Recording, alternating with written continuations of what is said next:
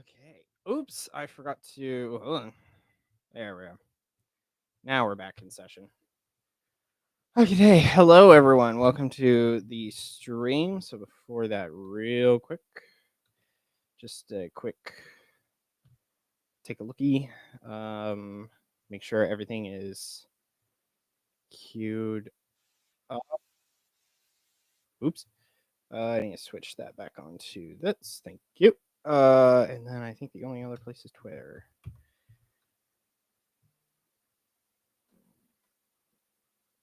Oops. And I'm live. Actually, this one really needs to get pinned since I'm Oklahoman. And that's live as well. Yeet. I don't know where is Rumble working? It says it is. Okay. I'm just seeing things, I guess. Or I'm not seeing the thing just yet. Or let me type in. Sorry, everyone. I'll give everyone also a couple minutes just to queue in. So, okay. I don't know what's going on with Rumble. And I just realized I forgot to load in something real quick. I am sorry, everyone. Just give me 2 seconds. I know I'm a little late. Just can't got out of shower again. Um. So yeah, let's see. Share. Hit the link.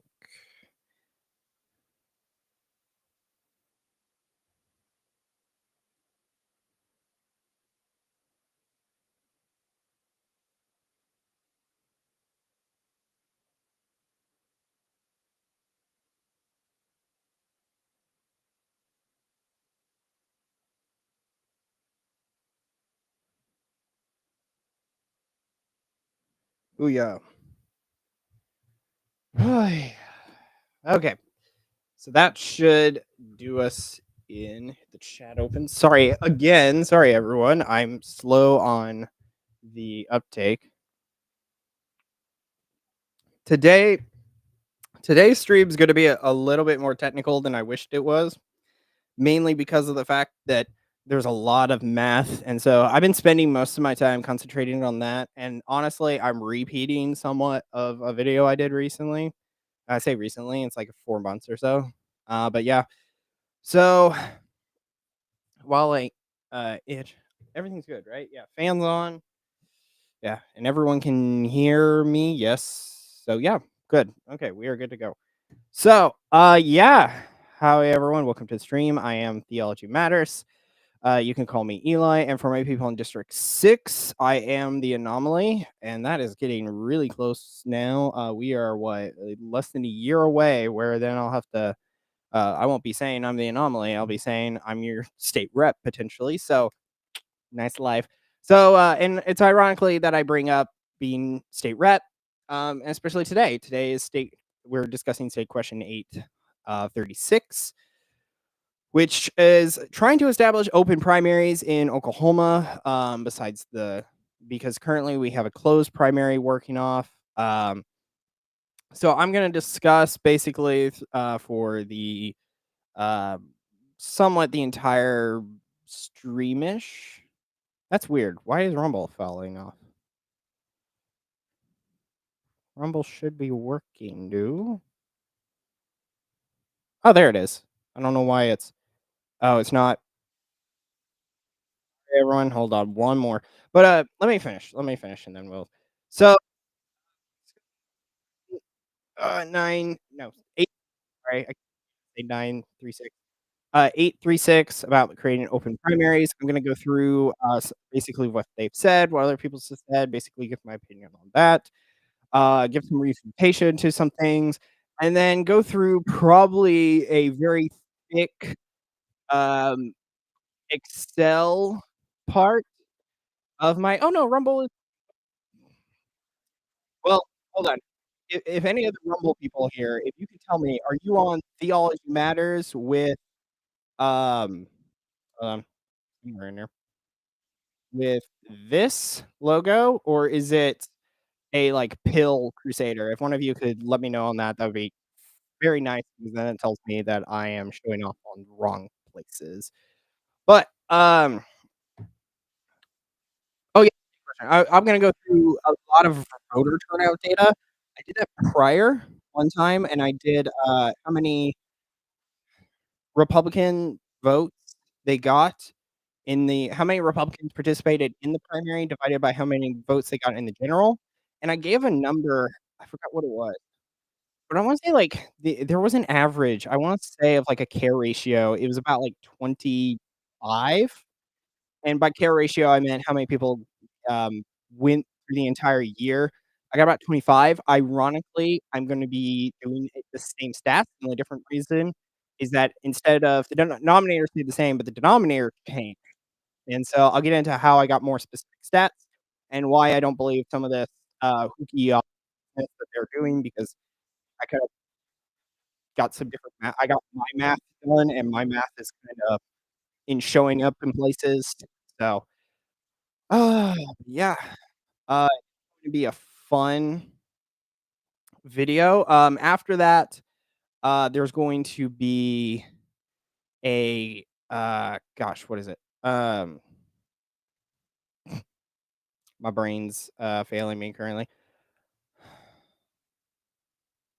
We're going to do a discussion, another Lament of a Warden. I found a clip from Avoiding Babylon that I'd like to talk about briefly. It's not really about Catholicism though, so it's very cued into what we're talking about tonight. So yeah, I'll get started again. My name's so the user Eli Richard. Username of TheologyMatters. I'm the anomaly for District 6. But before we begin, if you guys could hit that big red button, subscribe, or for Rumble, I guess it's a big, what is it? What does Cratter say? Follow button. That could help me out as well. If you're on Twitter, please subscribe or follow me on Twitter. And if you could go to the other YouTube related links in my bio, I have my YouTube, which then if you go to my bio, it has all the other um, 4? 3. There's 3. I'm only on Rumble, Twitter, and, YouTube. But then I have a merch page. We'll ignore that. Um, but yeah, I think that's it. Oh, yeah. Sorry. If you could, hit the follow, subscribe, whatever. If you give me a thumbs up, that would be nice. If you're gonna give me a thumbs down, at least write a comment so at least I know why. Please no insults. I mean that in a way of, why do you not like what I'm saying? If I just have a punchable face, then, just give me the down. I I don't know if I have a punchable face, but although I hold on, I'm looking at myself in the mirror. I don't think I've got a punchable face. I may be a dick, and that's worth being punchable, but that's a completely different related story. So, anyways, thank you all for watching. So, I guess we'll get in the content real quick. I am looking at this one thing for 10 seconds. Hold on.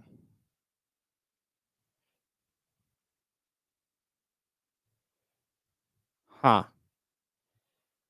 Interesting. Okay.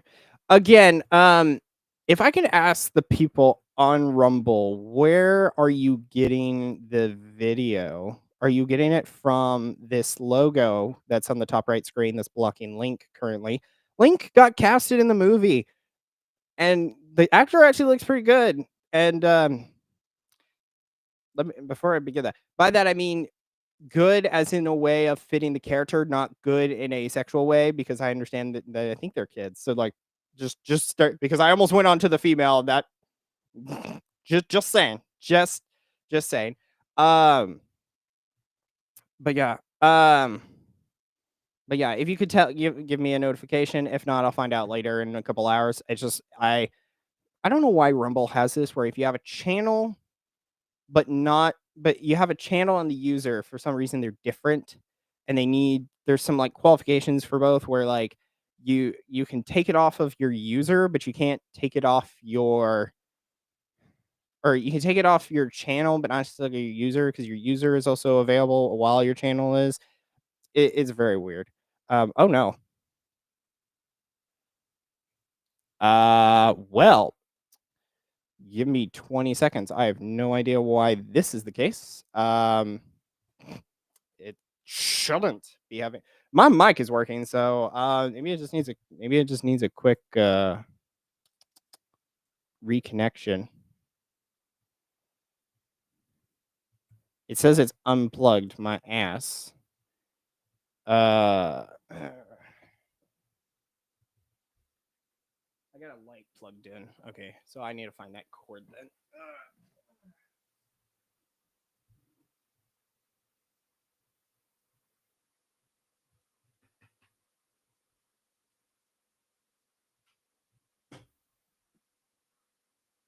Oh, we're back. Oh, yeah, that was weird. I don't know why I didn't even touch the cord or anything. It just shut off. So, again, let me just. I'm sorry, but I don't know why Rumble is working this way. Let's do video. It's like durations, videos. Incredible.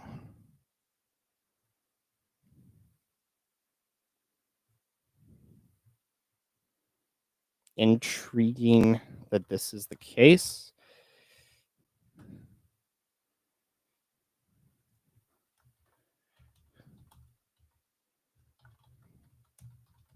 Sorry, everyone. Again, just give me like 20 seconds. Okay. Okay. Again, I hope that did it. I don't know if it did or not, but I'll find out again. But yeah, let's get into it. So I can't. Oh, before that, I guess. Sorry, I'm ahead of myself yet again. Welcome to a big original idea.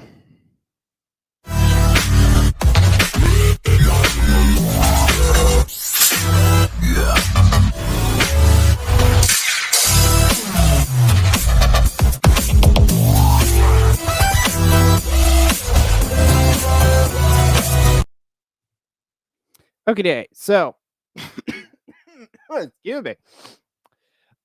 Sorry, I just put on my headphones because I actually do need those. That is the thing that was tipping up my brain. So, yeah. So, welcome to the big original ideas. So, what are we getting into? Well, we're getting into state question 836. So, let me show the file. So, state question 836 is currently being contested, I think, still in the Supreme Court. Whoops. No, that works. That works in my favor. Yeah. So it's still being contested currently. However, I have a feeling it might succeed. So let me show briefly everyone the whoops, not that. This is better. Thank you. I'm gonna have to switch it in a sec. But yes. Okay. So this is the petition. So this is straight up from the website that they have. So this initiative would create a new Article 3A to the Constitution, establish an open primary system for elections for certain offices. In the open primary, all candidates, blah, blah, blah, basically the explanation. We don't need to go through this. So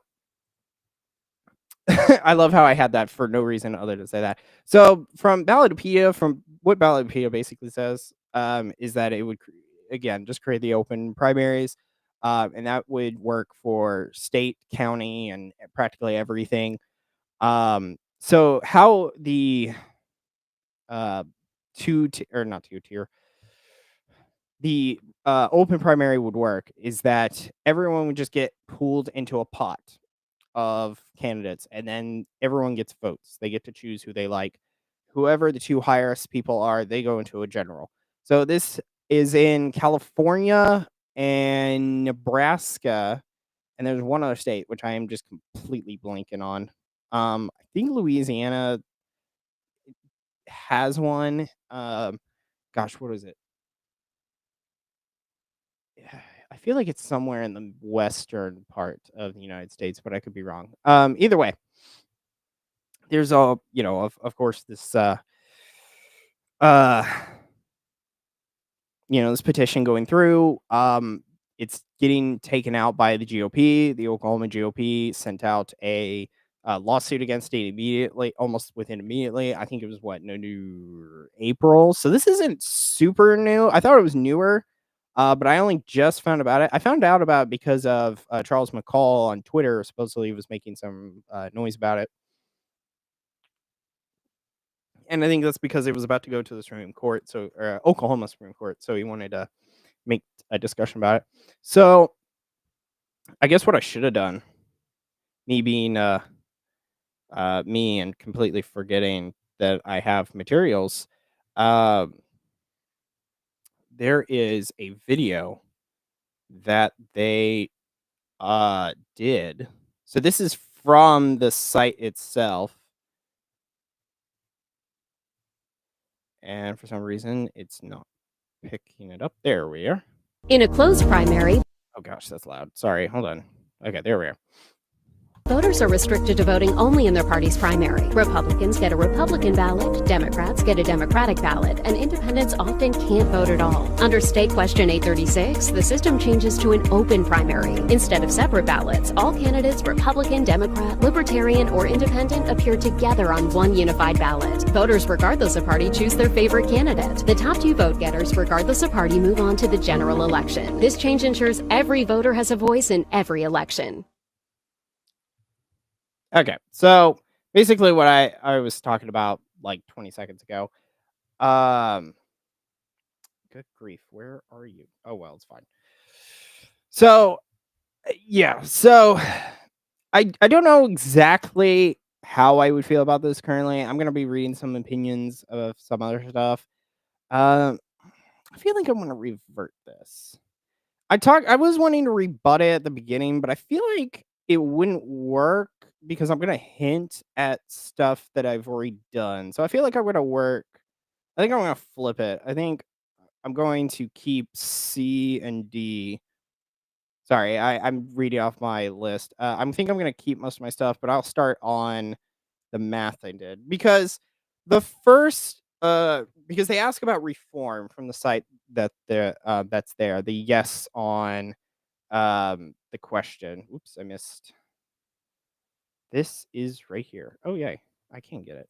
Okay, so let me pop open that share because I'll be having to hit off that at some point. Actually, I'm gonna have to share off twice now that I think about it. So this is the site. This is the site that has the 836. So this is where the video was. They're trying to get the open primaries going, and then this is where the reform stuff. But it talks there's a consistent hit. Excuse me. Or like a script that's popped out because I read a few opinions from other people, and everything keeps it's either this is for independence or disenfranchised voters or the fact that voters need to basically turn out and vote because I guess Oklahoma sucks at voting. Currently in the numbers we're 50th, which I'm going to go into why this number is kind of a lie and not at the same time. This is true though. 20% of Oklahomans are independents, and I'll get through that as well. But yeah, and then the 86, and we'll go through this. But I'll start actually with what my math was finding out because I'm trying to answer some of this stuff going on, right? And the first kind of like question they had for the reformed was that the primaries create meaningless November elections, which I'm very aware of because if any of you were here for my other video, which I did, gosh, months ago, I talked about how people don't show up for primaries. And there are hardly anyone to compete against people. So there's about 43 percent. So 43 House seats were completely uncontested. The people just turned in their paperwork. That is how they won. And then when I went through primaries, I was able to find about 25% of people in Oklahoma voted in a primary, but they didn't, or they voted in a primary and general, which is a sad fact because Realistically, it should be 100% of people voted in both, but we live in a world where people don't care about some things. So, and this is a people problem. Like, I've got math to say, yes, it is an Oklahoman problem or a culture issue. It's not precisely a system issue, in my view. The system and culture kind of intertwine in this issue. You can't say the system doesn't work if you don't participate. And then I say that with a face of, come on, guys, because when I go through the stats, it's going to sound really bad.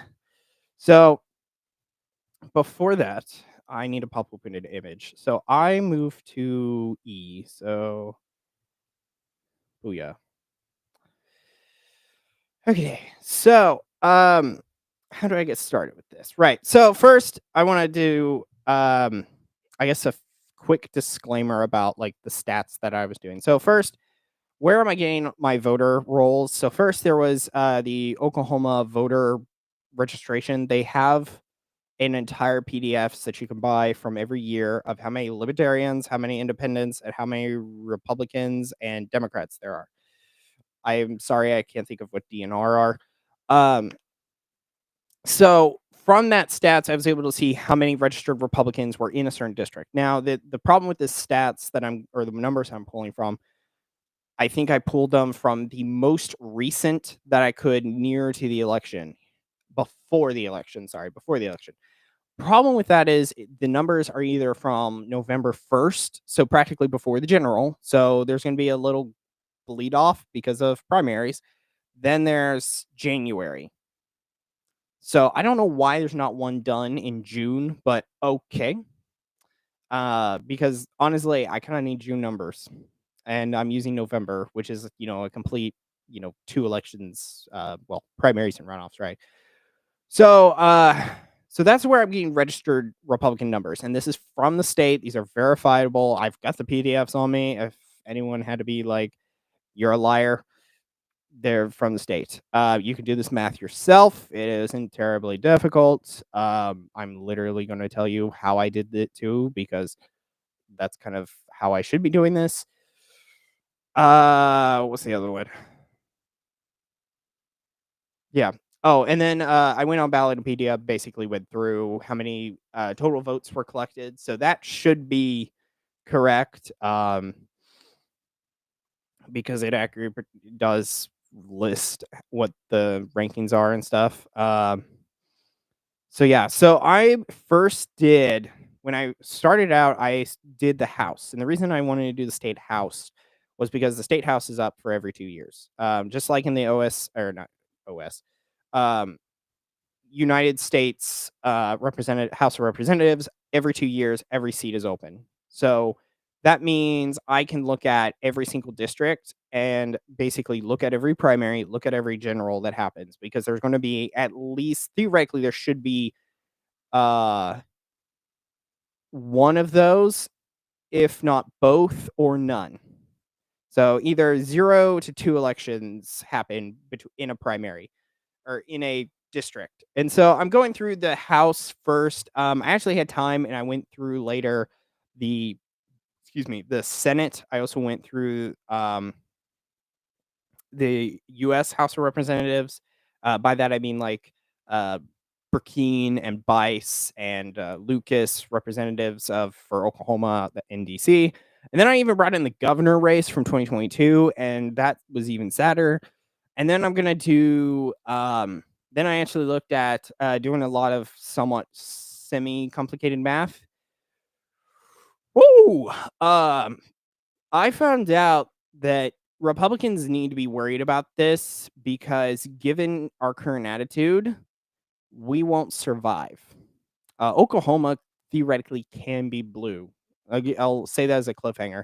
Oklahoma can be blue, and there's only one person responsible for it, and it's going to be a reoccurring theme that my channel has been saying for the past year or so. But anyways, let me show you though. So this is, oops, sorry, wrong thing. So this, there we are, is what I was finding. So care ratio being how many people showed up for the primary from registered. So we have how many people showed up to the primary to just vote for a Republican, not even just specific Republican, just a Republican. So these are, like 3,000 people showed up, and then there should be about, 7,000 people or 7,000 Republicans. So like in my district, District 6, there's supposedly 16,500.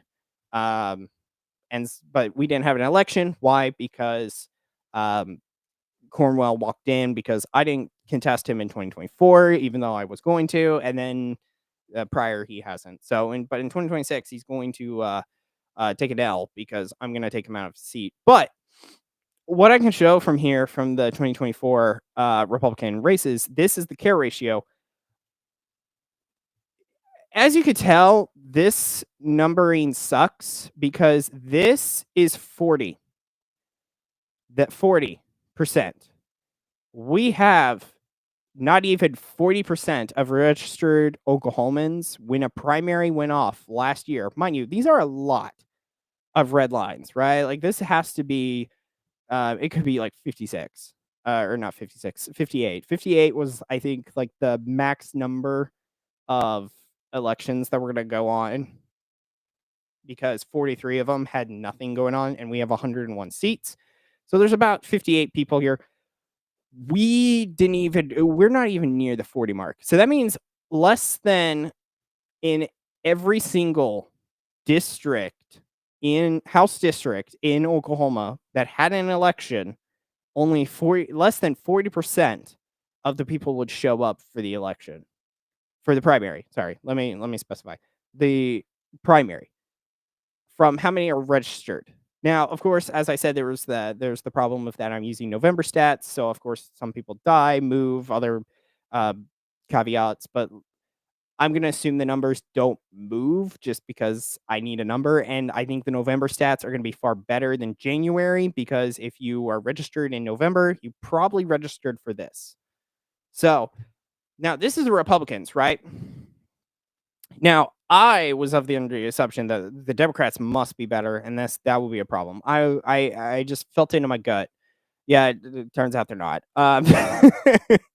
It turns out the Democrats are just as lazy as their Republican brethren, which is really sad because this is now a universal issue. Like, it's not even going over 25%. Sorry. I'm picking out a callus on my foot, and I just realized it's opened up. So, yay for me, I can walk. So yeah, these are sad stats, right? Sad stats. So when I pile them all together, this is general. Okay. So when I pile them all together though, and I do the House elections, right? I was able to find, taking the average of these all numbers, there was an average of 25%. Again, 25% of Oklahomans show up for primaries. To put that in, it's 23, which it was 25 when I was doing it before. So it's actually lost numbers the way I'm officially doing it. So Oklahoma's actually doing worse, even though it's only 2% than what I thought of initially. But yeah, this is bad, ladies and gentlemen. This is bad. It's 1 in 4 Republicans actually show up on election day or on the primaries to vote for the new people. So as I was saying in District 6, there's 16,500 or so people. That realistically means only about like less than 5,000 people are actually going to show up to vote for me or Cornwell, which is really bad given that that's like, 1 out of 4. Like if I found 3 random people outside, they don't vote in primaries. Only I would do. Your vote, theoretically, to put this in another metric so people understand, your one vote, right? Those people who say your one vote doesn't matter. No. Your one vote does. You know how much? 4 times as much. That's what it means. You're only 25% of the voting population. You're not the 100% of registered Republicans. You're 25% of the registered Republicans that vote. Thus, you are indeed your vote is worth 4 because it's worth 1 of yours and 3's of someone else's. So it's worth a total of 4. And that's really sad math. Democrats, you're no better. It's 1 out of 5 though, but here's the thing. The Democrats' math is very skewed, I will admit that. Why? Because this is, 1, 2, 3, 4, that's 6, 9, 10, 20. That's 31. This is only 5, right? Like 5, okay, yeah, it's gonna look like it's 19% is what I got. But of course, this one it's got 30 or so. So this is 6 times compared to the Democrats. So, anyways, but that's sad numbers, right? Like 25% of people 25%. So right here is the average. That's sad. That's just sad. And then when I'll go into my what if is just like that's gonna scare some of you because I'm gonna admit something that I don't think I should, especially to like a Republican or to a Democrat, because if they can actually do now, it's very improbable, but if they could do what they wanted to try, they could totally take over Oklahoma. Um, So this is general, so I'll move on to general. Is this F? It's still E? Why is it E? Should be F. G. Huh. Okay. Sorry, I'm looking at my roadmap. This should be F. So now what I did is I went in and saw how many people actually voted. So these are using new numbers. Same kind of ratio setup. How many votes were casted for every state house district? Every vote I put in, so that would be from every libertarian, from every Republican, from every Democrat to every independent. Those are also listed. I was able to get the total amount of registered voters supposedly in that district. Then so that number was then used to divide the number of sorry, the total votes casted in the election, and I was able to create this graph. Now, mind you, again, there's quite a bit. There's 1, 2, 3, 4, 5. There's 8, 10, 15. There's 20. There's 25. There's 32. Okay, 32 of these. 32 of these bad boys. You know what the average is, right? Like it's better than 25, right? We got out of 25. Yippee ki We all banded together. You know what? You know what the average of this is? You know what this average is? It sucks. We're 62. Basically, your vote is worth 1.6, aka 2. If you really wanted to get onto that, your vote is worth 2. So don't ever let anyone ever say ever in your presence that well your one vote doesn't matter. No. Your vote matters. It votes. It matters a lot. It matters a lot. Like, I'm not even meaning like that's just sad. Mind you, and this is everyone. So Republicans, Democrats, independents, libertarians. Funny enough, there's only like 24,000 libertarians, which I think is ironic because there's like 1.3 million Republicans in Oklahoma. But that's sad that only like 62% of everyone's party is theoretically showing up on average, which kind of sucks. Republicans are 2-1, I think, to Democrats. So I don't think just having 62 Republicans showing up is a very good thing. I don't think 62 is very good high number. I want 100, but of course I'm not going to get 100. I was like, if I could get at least, 80, somewhere high 80s, right? Like if I told you that you got a paper and you got 62 on it, that's a D. That sucks. And again, there's only one solution to this, and it's people. And that's what's really sad about this is like because I was talking earlier how some of this stuff is consistently, and I'll get back to it once I kind of go through this, but it's kind of sad because we talk about disenfranchised voters. It's like this would disenfranchise me, bro. Like my one vote doesn't matter. Why? Because your one vote does actually matter because no one else thinks their vote matters, which again I say is a dumb thought because it's not your anyone who ever says your one vote doesn't matter is a liar, is trying to get you not to vote, or a Democrat. No, I'm joking. Somewhat. Maybe. Okay. Let's see. Am I on what ifs? Oh no. Yeah. No, I'm on more stuff. So this is the US House. So this is for the districts. So district 2 and 5, you didn't have a primary for your Republican. However, there was one for district 1, 3, and 4. Y'all didn't even break uh point 0.3. I'm not going to go. I don't even know how much the average of this is. I think I went through it and I forgot to write it down. But let's put it this way. If we have 12, 30, if we have 14, 20, and a 20 something, we're not even breaking, like, we're not even, I think, making the 25. And this is an entire state, right? These are statewide stats, except for 2 and 5.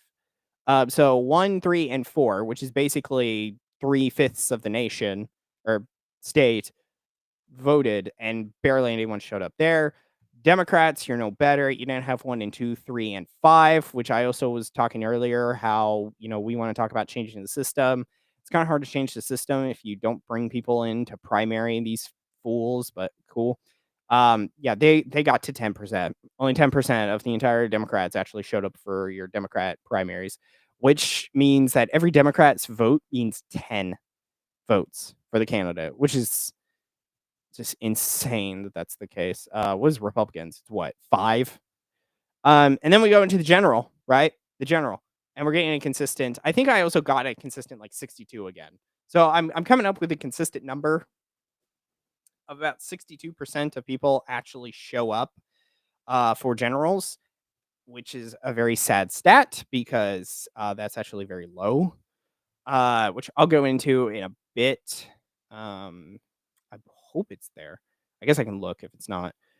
So this is for the state house. Yeah, so you can see, again, 3, they didn't have one. So it was only the Republicans had a primary, and that's all that happened. But again, this is very consistent, just, 62, 60, somewhere around that lines. It's really sad to me that this is the case because, like, we should be doing better. Like, and this is a universal issue. This is okay. It's the Republicans or it's the Democrats. Okay, I don't care too much about this one because, of course, I'm a Republican. But it's like with the Republican members, holy crap, this sucks balls.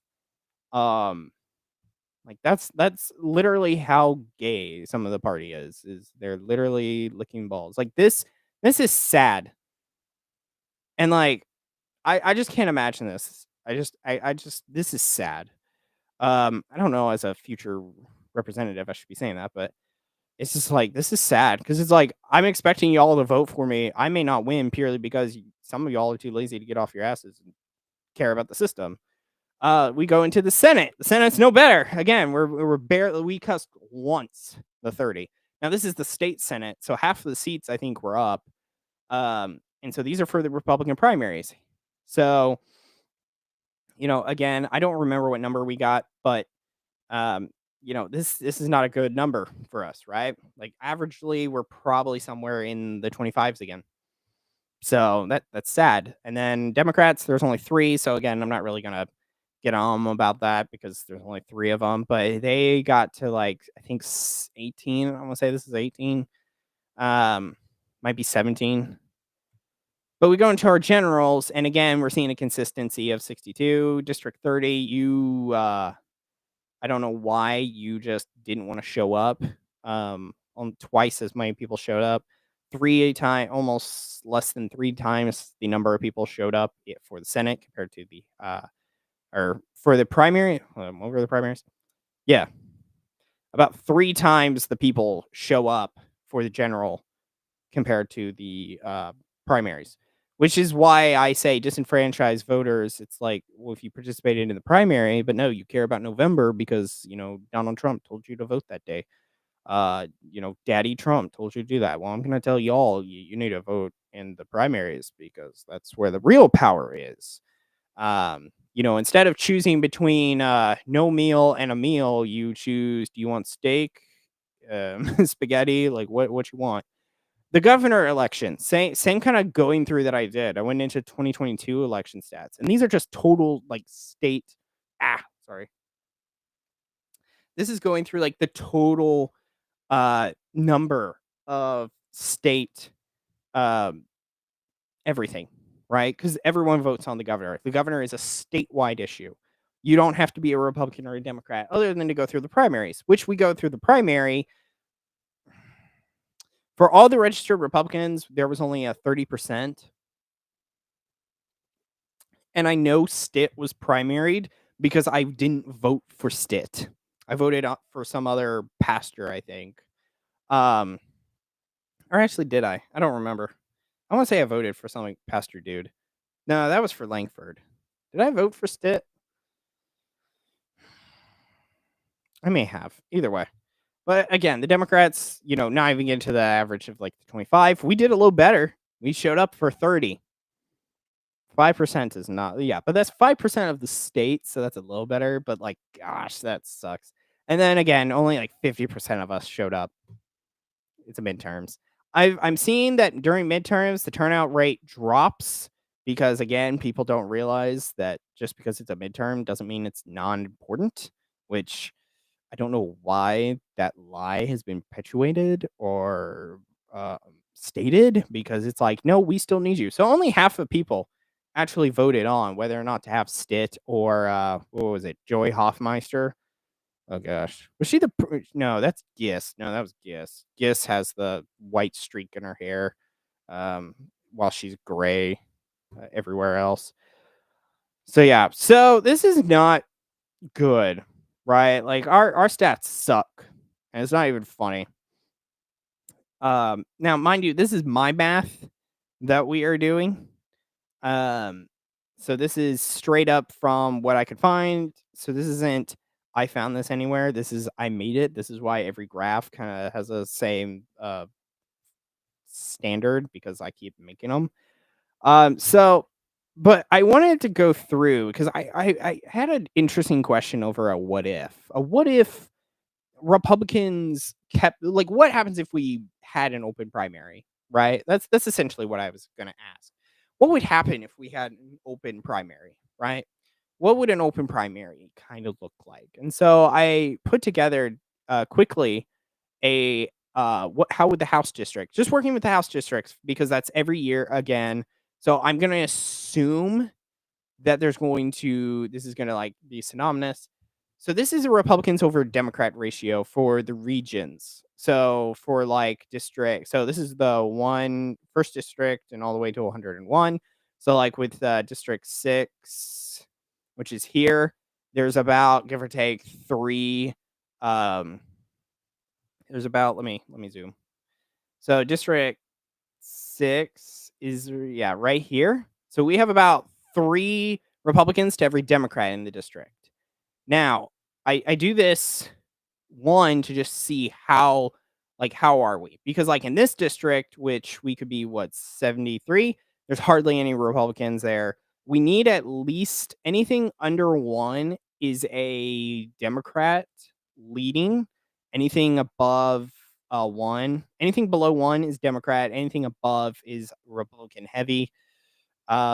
So there's a few that are kind of purplish. There's a few in this region where Democrats lead it.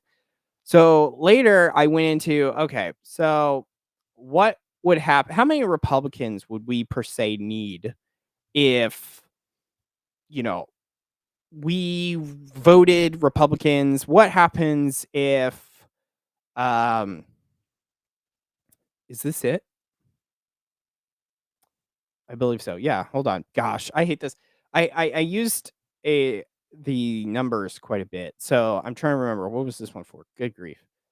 Hold on, I wrote it. All R's versus others. Okay, so this is every state district. Yeah. Yeah, now I know what I'm doing. This is every state district, the total Republicans minus everything else. So this is basically just how many Republicans we have. So we have, like, in this district, whichever number that is, there's about 10,000 Republicans more than Libertarians, Democrats, and Independents together. And we can see that there's a high percentage of Republicans who are going to keep the kind of uh, advantage. Now they're again down this side, which we kind of saw on the other side that there's not that many Republicans. So, all of these districts, there's probably at least a dozen or so. Now, of course, I think this is assuming that all independents shift over to the Democrats, same with the Libertarians. So this is assuming that just Republicans are by themselves. Every registered Republican also doesn't break rank, and we all have what we do. Now, this is corrected. Now, what do I mean by corrected? So corrected is by how many Republicans show up for the general election. So this should improve. So K was being 100% of libertarians and Democrats, or libertarians and independents join the Democrats. And so you can see that there's going to be a few places, but Democrats, if they united, this is what I'm going to say. This is the thing that people need to pay attention to. If Republicans or Democrats rallied and only 62, and if we kept, was this general or primary? Hold on. No, this was general because this was all of it. Yeah. So general. If 62, yeah, because I had to do the math again because I did 25 at the beginning. 62% of Republicans. If 62% of Republicans in every state district show up, because on average that's just what happens, Republicans could actually lose the state. We would actually, because this would be losing the House of Representatives. And I assume the Senate and everywhere else is not going to be any different. If the Democrats worked on gaining the independents and got all the independents and all the libertarians, and the Republicans were still lazy twerps, we would lose the state House. Oklahoma would lose its trifecta status. The supermajority would actually flip. The House would actually have a supermajority towards the blue, not the red anymore. So this is sad, right? This is sad. Now, highly unlikely, right? It's 100% of everyone shifting over to get it out of Republican control. That's bad, right? Now, this I think is assuming that 50% of independents and libertarians join the Democrats. So we seem to potentially maybe do like this. There's a lot more here and less there, but it's a little bit more airy. So it looks like if we gained, now this is not even gaining, sorry.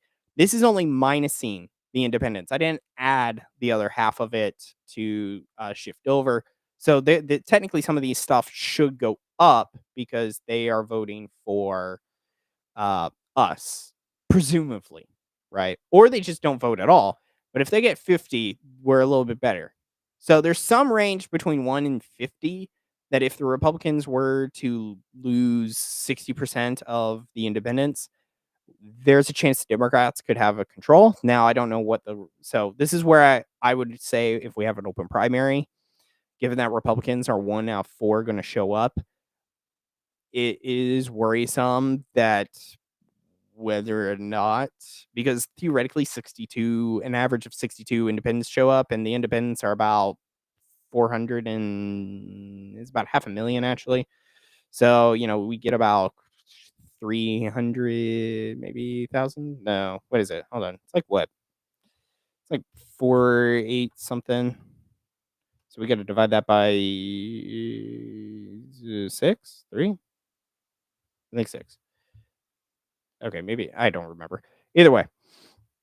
So, but we go back, we see that it's corrected for how many Republicans actually show up, meaning the 62 Republicans versus the whole shtick with whatchamacallit, with minusing by the Democrats and independents and libertarians, and that's only half of those showing up. So we can see that we are having a lot more Republicans. Now these are registered. Now this is straight up like, okay, we have these many showing up theoretically in every state district.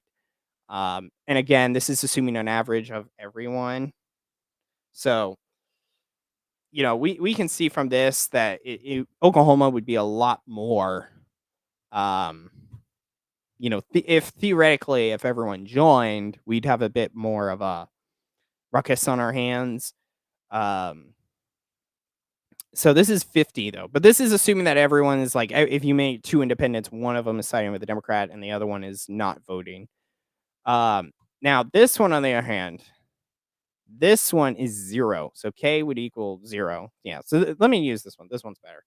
So this is how many Republicans minus the Democrats. Now this is assuming 62 Republicans minus the total Democrats, right? So here's the thing about that. We actually maybe have a still of a chance. We are losing, I think, more districts.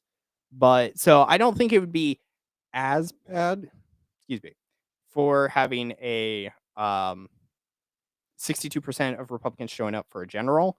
So I would presume they would show up for um the whatchamacallit, the that same rate would be for the primary, but that's an if, and that's a big if.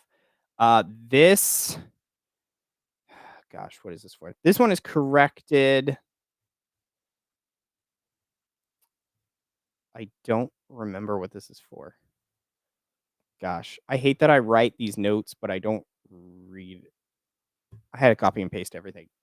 This I think is this is the ratio. Sorry, these are ratios. So this seems a lot more concurrent. So anything less than 1 means there's more Democrat leading, or it'd be more blue. Anything red would be or more than 1 would be red. So we can see that the House could technically be lost if every independent Democrat and Libertarian joined one side against the Republicans. We would actually lose the state House. Now, if there's only half, we're doing a little bit better. And then if none of them joined, we'd still take some seats. There are some few districts where I'd have a little bit of a worry. Don't worry about that 0.5. That's supposed to just be a 0. I was just too late. I did this like 2 seconds later. So now the green, on the other hand, is assuming that we have primary Republican ratios. So this would be how many? So 0.5 Republicans. So assuming that everyone stayed the way that they are, because let's be fair, it's going to need probably an election for people to get off their asses and be like, oh, wow, our state went blue. Yeah, because you didn't want to vote. If this happens, again, this is Republicans versus Democrats. There is only 3 districts where there is more Republicans who would show up than the total amount of Democrats. So if Democrats actually united, 4, 5, if every Democrat united against the Republicans, and the Republicans were lazy dumb nuts who didn't want to vote, well, practically the entire House could flip over to the blue. And that's a sad fact. Now, if we do the general, this is where 62% of the Republicans would show up. So the Republicans would have a more controllable lead in the general. But here's the thing. In an open, it doesn't matter. It's not a Democrat and a Republican win. It's whoever is higher. So that could be 2 Democrats, which means the Republican can choose which Democrat we want in.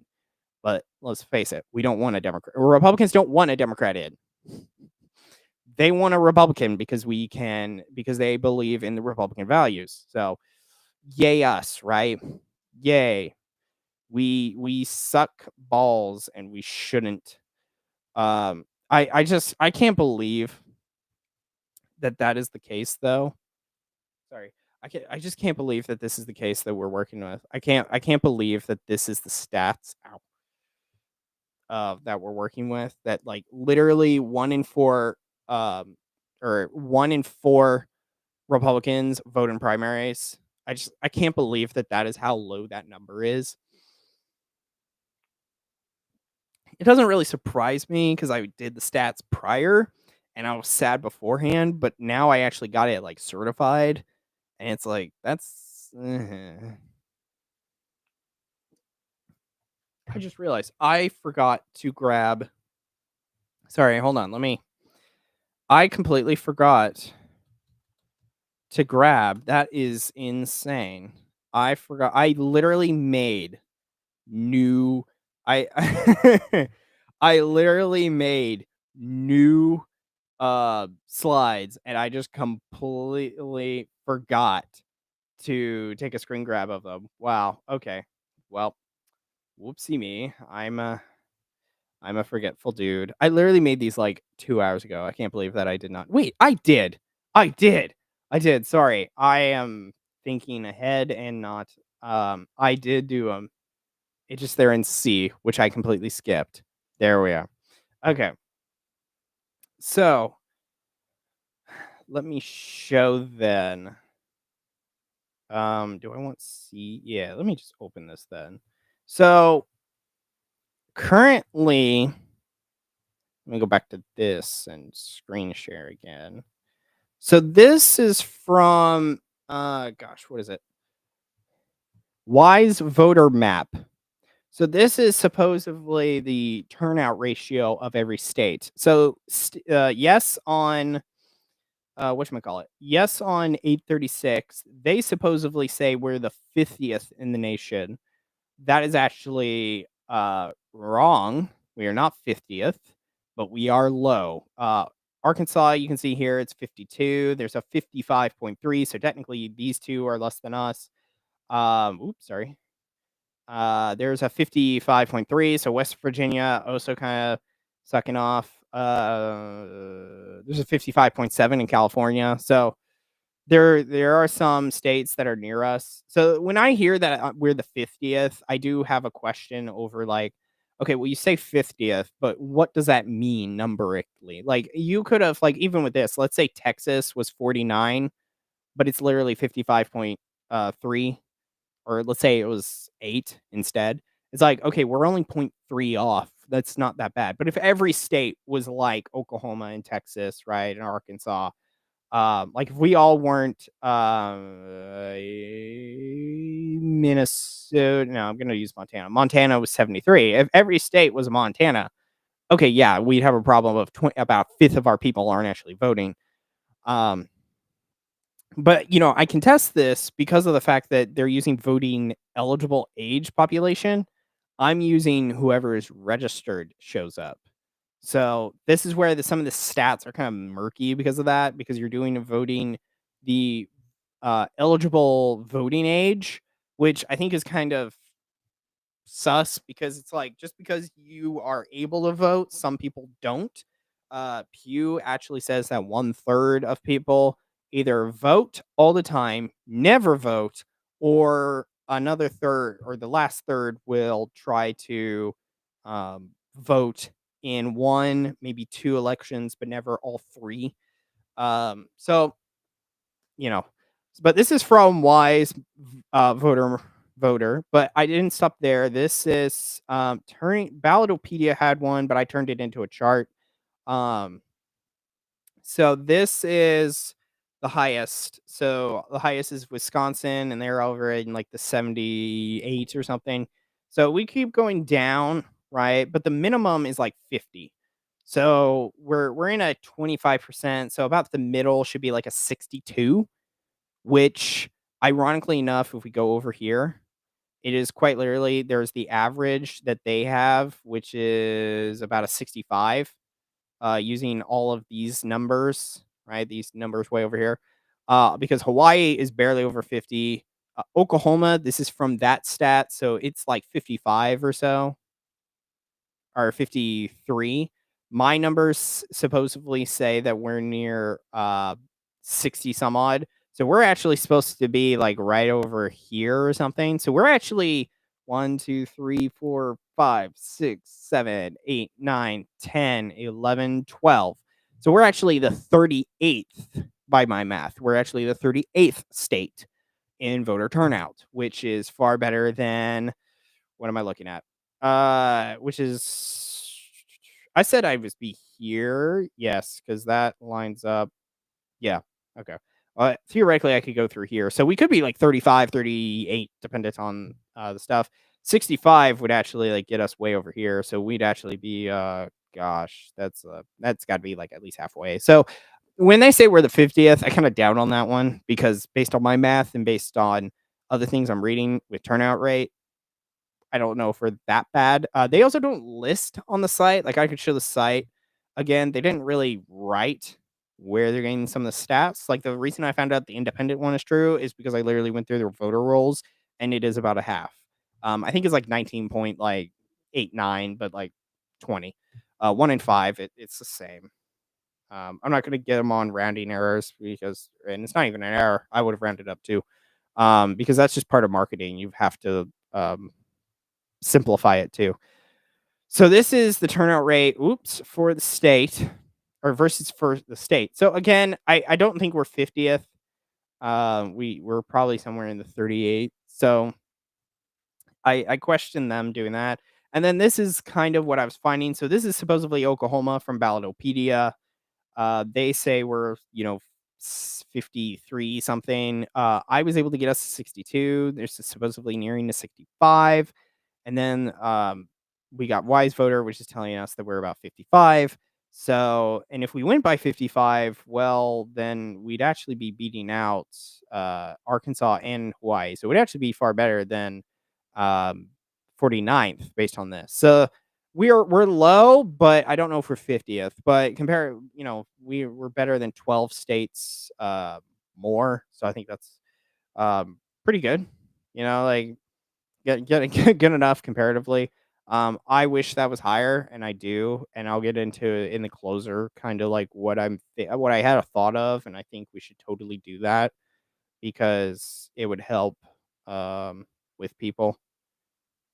But yeah, what am I looking at now? Sorry. Let's see. So I think we're now just gonna go through the. So I got my call statement, but I want to leave that for now. Okay, I'm gonna have to go through my stuff, but I hope that makes sense to everyone. Just the math that I'm going through. I hope that that's understandable to some.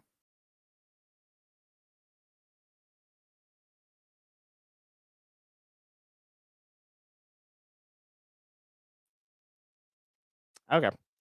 Uh, Sorry. Whatchamacallit? Uh, uh, Gosh, what is it? Whatchamacallit? My browser needed to refresh. So now where were we? Oh yes. So I'm not done justice yet. I want to look through some of the opinions that they were writing. So let me share the screen one more time for the thing because this is straight up from the site. And again, you go down here and it just says we're the 50th by the numbers. We're dead last in the voter for 2024 and 2024, or 2020 and 2024. I got a 62, and good grief, my phone just lit up like a Christmas tree. Um, I So they say we're 50th. I kind of disproved us on the 2024. Like I would have to go through the math on the other states, but I don't know if we're 50th. Like, and they're saying we're 50th as if we're bad. Um, it depends how that numbers are taken, and I don't. There's no like link from where they're getting their stats. Like they say we're dead last up here when it comes to voter participation. Okay, where are you getting those numbers from?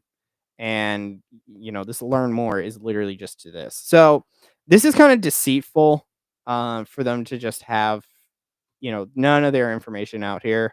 They don't have anything for me to vindicate that this is true, which is one thing I got on with. It's kind of a reason that I accidentally voted for Getner Drummond purely because of the fact that he was getting thrown a lot of lies, but no one wrote where these lies were from. It was just he donated to the Biden campaign, but no one could vindicate that he did. They just put it in an ad. But it's like, well, where's the proof? So it's kind of hard, like, and it's really hard for me to say, like, oh, well, it must be true, because everyone will state whatever they want. But yeah, but I will agree. It's set so, but going through a little bit more of the numbers, again, I don't think 50th is the right number. 86% of our federal, state, and county offices either had no general or no general that mattered. I wouldn't deny this stat this time because I literally stated that about 43 of the state house seats were not contested, except in like either because like some were either contested just by a Republican, but then the incumbent won, or the incumbent was facing a Democrat, or the other case where no one went after him. So, there would be no general in some cases. So I don't know if this number is including those. Again, they're saying 86. It's like, okay, but where's the like, look at our proof, right? It's just look at the number. Excuse me. 1 in 5, so over 480,000. That one's true. I can validate that. See, I was able to validate that, and I have PDFs which literally say that this is how many voters are in there. I might be able to do that. Hold on. I think I still have the rolls. So what should we need? We need this one. Yeah. So okay, so this is what I'm looking at. So this is the district maps stuff. Uh, so if we go down to right there, oops. So we'll go right here. We can go to state totals. So again, as I said, this is independent or libertarians. So there's only about 23 libertarians, 23,000 libertarians. There's about 1.3 million Republicans. There's about 660 thousand Democrats, and there's about 481 or 82,000 independents. And when I quickly do a quick 481 817 divided by the 2442211, I do get a 19.73. So it's about 20. So then he's right. They're right. It is 20%. So that I can validate, but that requires taking a look at registered numbers, taking a look at how many people are registered. But it's like with these, it's like you just state them. It's like that's great. It's like you gotta be honest, bros. And then 6 out of 77 sheriffs, that one you could probably validate, but that's gonna take some time because you gotta go through every county. Were contested by members of both major parties. So what they're arguing, so are they arguing then that a Democrat was trying to become sheriff? Or I don't even think, is Democrat sheriffs voted? I don't even remember that. Gosh, I don't even know when's the last time I voted on a sheriff. Let me look at mine. I forgot to add the keyword Ballotopedia. So I hate that I keep using that to some degree, but it's like I can't help it that it gives me the information that I desperately need. You aren't seeing that, no? Okay, good. You shouldn't. You should. Okay.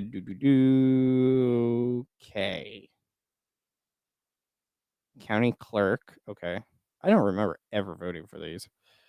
Huh.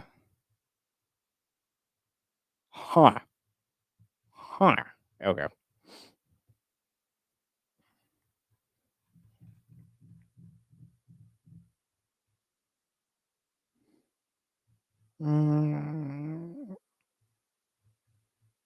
Okay, that's cool. That's cool.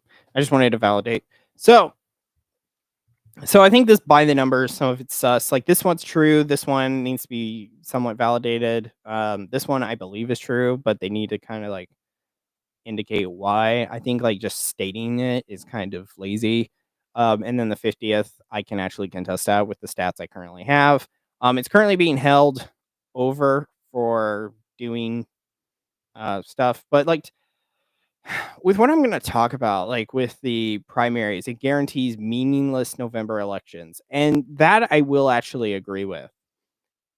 Because primaries are honestly the only area where you are actually going to have any meaningful change in the position, because that is where there is more than just the incumbent.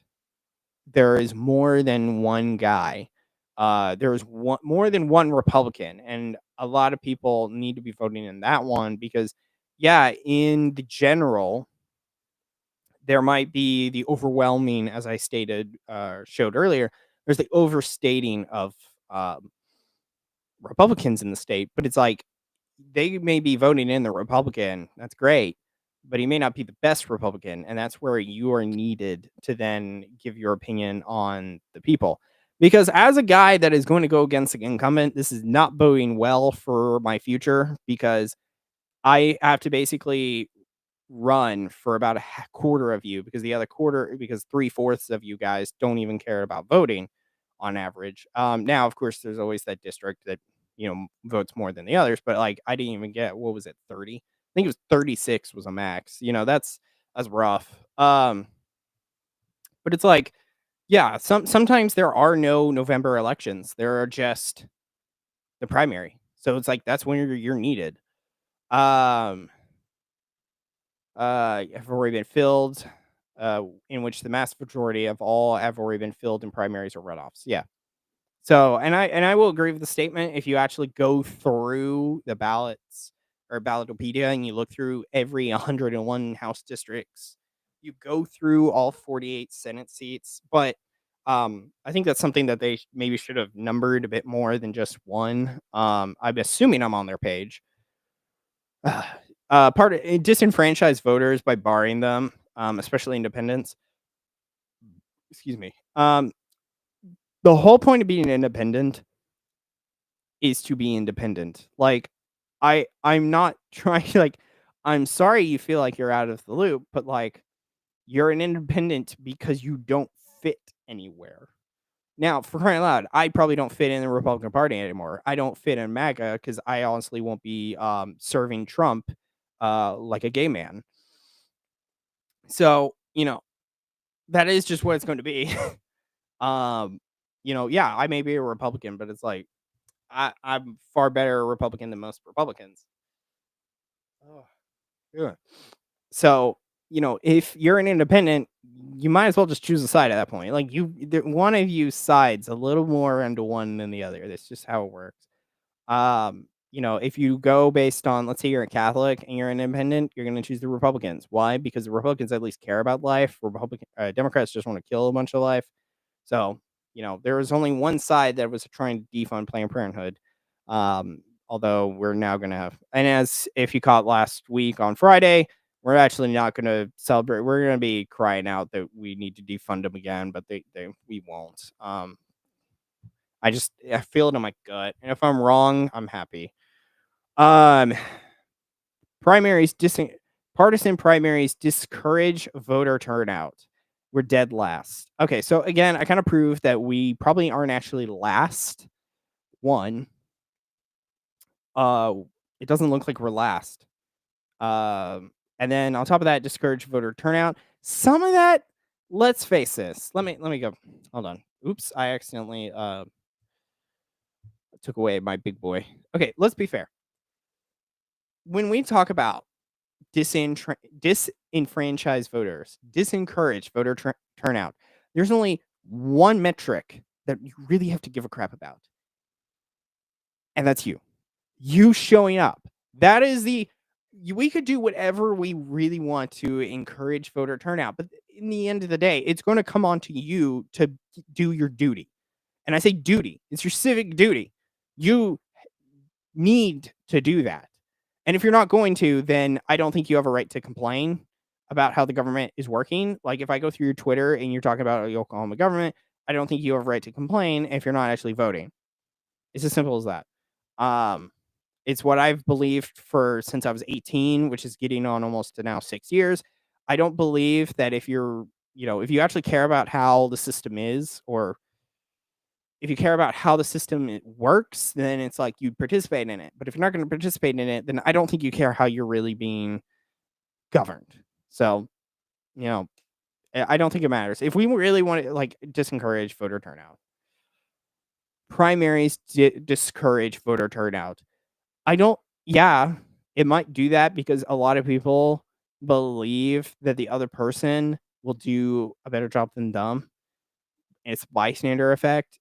That's a problem with our society just in period because there's a sacrifice, duty, and responsibility problem that we have. Um, like no one wants to spend, I understand, it could be, a couple hours waiting to vote, but based on my stats, you're worth 4 people. I think it's worth it. But no, no. What are you even doing on that Tuesday night? Like, I know, let's put it this way. Some Christians, I know you spend your Wednesday night going and doing things. Like, you can skip one night a week. Like, I'm asking for one random week where instead of Wednesday, you move it to like Thursday and you do that stuff. Um, I would say we could expedite the system as well. Like, we could talk about that, which I'll get into somewhat more at the closer. Now with the open, every voter can vote in every election. No voter is barred from participating in an election. Their tax dollars paid for. Um, Here's the thing: you can vote in every election. You can do that now. It's just you can't vote in the primary because you don't agree with the party. That's how. Like again, this is how why independency is independency. You have no base because you have no main plot. You like to put this in perspective. This is like non-denominationals complaining that Catholics have set doctrines and traditions that we adhere to. And then the non-denominationals come in and say, why are you doing these supposedly traditions of men? And then they go maybe to the, Lutherans or the Baptists or whatever, the evangelicals, the mainlines, Protestants, and they ask, like, why are you doing this type of behavior? And it's like, because that's what we are. If the non-denominationals really want to do anything, then they can create their own party. They can they can join us, but they're not really non-denominational at that point. They've kind of alluded to a side. So I think this is where I wonder who's really like starting this because I feel like in Oklahoma, this is the weirdest state I think to try this in. So I don't. This must be some independent guy who wants to get in. Independents can currently vote in the Democrat primary. So but to be fair, this is Oklahoma. Big whoop. Voters are free to choose the candidate they believe is best suited for the job, regardless of party. Voters are also free to choose the candidate that isn't going to be not them. This is kind of like having like how do I put this in a different perspective? Like, I'm not gonna vote for a guy. I'm not gonna vote for a Democrat or an independent that believes that killing lives is a good thing. Like, abortion is a good thing. Obviously, I'm not gonna believe that. So I'm gonna vote for the Republican, I would presume. But even like with the Democrat, there is that life issue. Let's say the Democrat was pro-life. I doubt there's more I'm gonna agree with him on because I'm gonna have to take because it literally could be a uh choose the devil not the enemy you don't. So, um, there's that. Candidates are incentivized to appeal to all voters. Here's the thing, because in the other opinions that I'll kind of go through, they kind of list this too. So this is why I'm like, some things were scripted out. Some people were told to write some scripted points. Because candidates are incentivized to appeal to all voters. Here's the thing. I'm not going to appeal to all voters because I am me. I believe things. Why? Because I'm me. Like, I believe things because of facts and reasons and stuff that I've experienced, right? That is what's going to base my voting. Like, if we're going to talk about, like, oh, why are you pro-life? Well, because it's a life. There's, all the other stats, that, oh, I'm Catholic. I could say that, but that's a lazy response. I could say like, oh, it's a human life because, it's a different DNA, the, conception, yada, yada, yada, natural law, stuff like that. It's like, and I'm going to believe that. And I'm not going to, and I don't say that because I'm a Republican. I say that because I'm pro-life. Same way with guns. It's like, cool. Yeah. I'm not really too big of a gun guy. So I'm actually not really going to go into that. That was a bad one to go into. What would I get into? But, like, budgetary, if I'm gonna get in a budget and, like, what we need to spend money on and stuff or what actually was requiring money, like, for crying out loud, we look at the mental health department in Oklahoma currently. They currently ran out of funds when they shouldn't have. like, this is why I say I really want to do a itemized budget where every department has to tell you, like, hey, we're spending, like $40 on tissues or whatever, like, yeah, not being like realistic too much on that numbering, but I'm just saying it's like I want to know, like, how much are you spending on tissues? How much are you spending on salaries? What are you paying for this, or this? Like, if you spend money on it, taxpayer money on it, I want to know how much it was and what you're doing. Um, which I think is a very valid thing. So, um, but yeah, that's really it. Just on the side, there's not really that much here. There's some events. What's events got? Tuesday, July 25th. So a few days ago. A digital town hall. Ooh. By the Oklahoma Rural Schools Coalition. Why would they? Okay, well, that's interesting. The 31st town hall and open primaries. Edmond Library. Okay. But anyways, this they're literally pushing. Like, there is a push, just one simple push on that. There's disenfranchised people. Some of the elections don't really matter, which, I'll be fair, is true. Disenfranchised voters and turnout rate drops. That really, honestly, and as I said, honestly, there's only one person you can really blame on that. There's only one person you can blame for voter turnout. There's only one reason you can disenfranchise. Sorry, you. Like, it's on you to show up. I understand. Sometimes you may not want to vote because it's raining. Deal with it. Sometimes you may not want to vote because you're voting for the best of two evils. Deal with it. You are responsible, right? Are you not responsible, people? Yes, you are. That's the answer you should be giving, which I hope is what you're saying behind the screen. And because you are responsible people, you show up to vote. If you are disenfranchised because it's raining, then, bro, I don't know how you're an adult. Like, if you don't care how you're being governed, then don't register. Don't do anything. Just stay off the voter rolls. Like, I want you to call in your election board. You may not have to do that, actually, but, like, you know what I'm saying. And remove yourself from the voter rolls.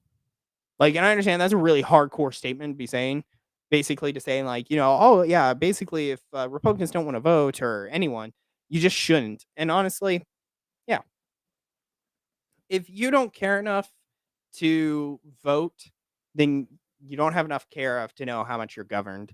You can complain it's unfair, but if you're going to complain it's unfair, then you gotta ball up and actually want.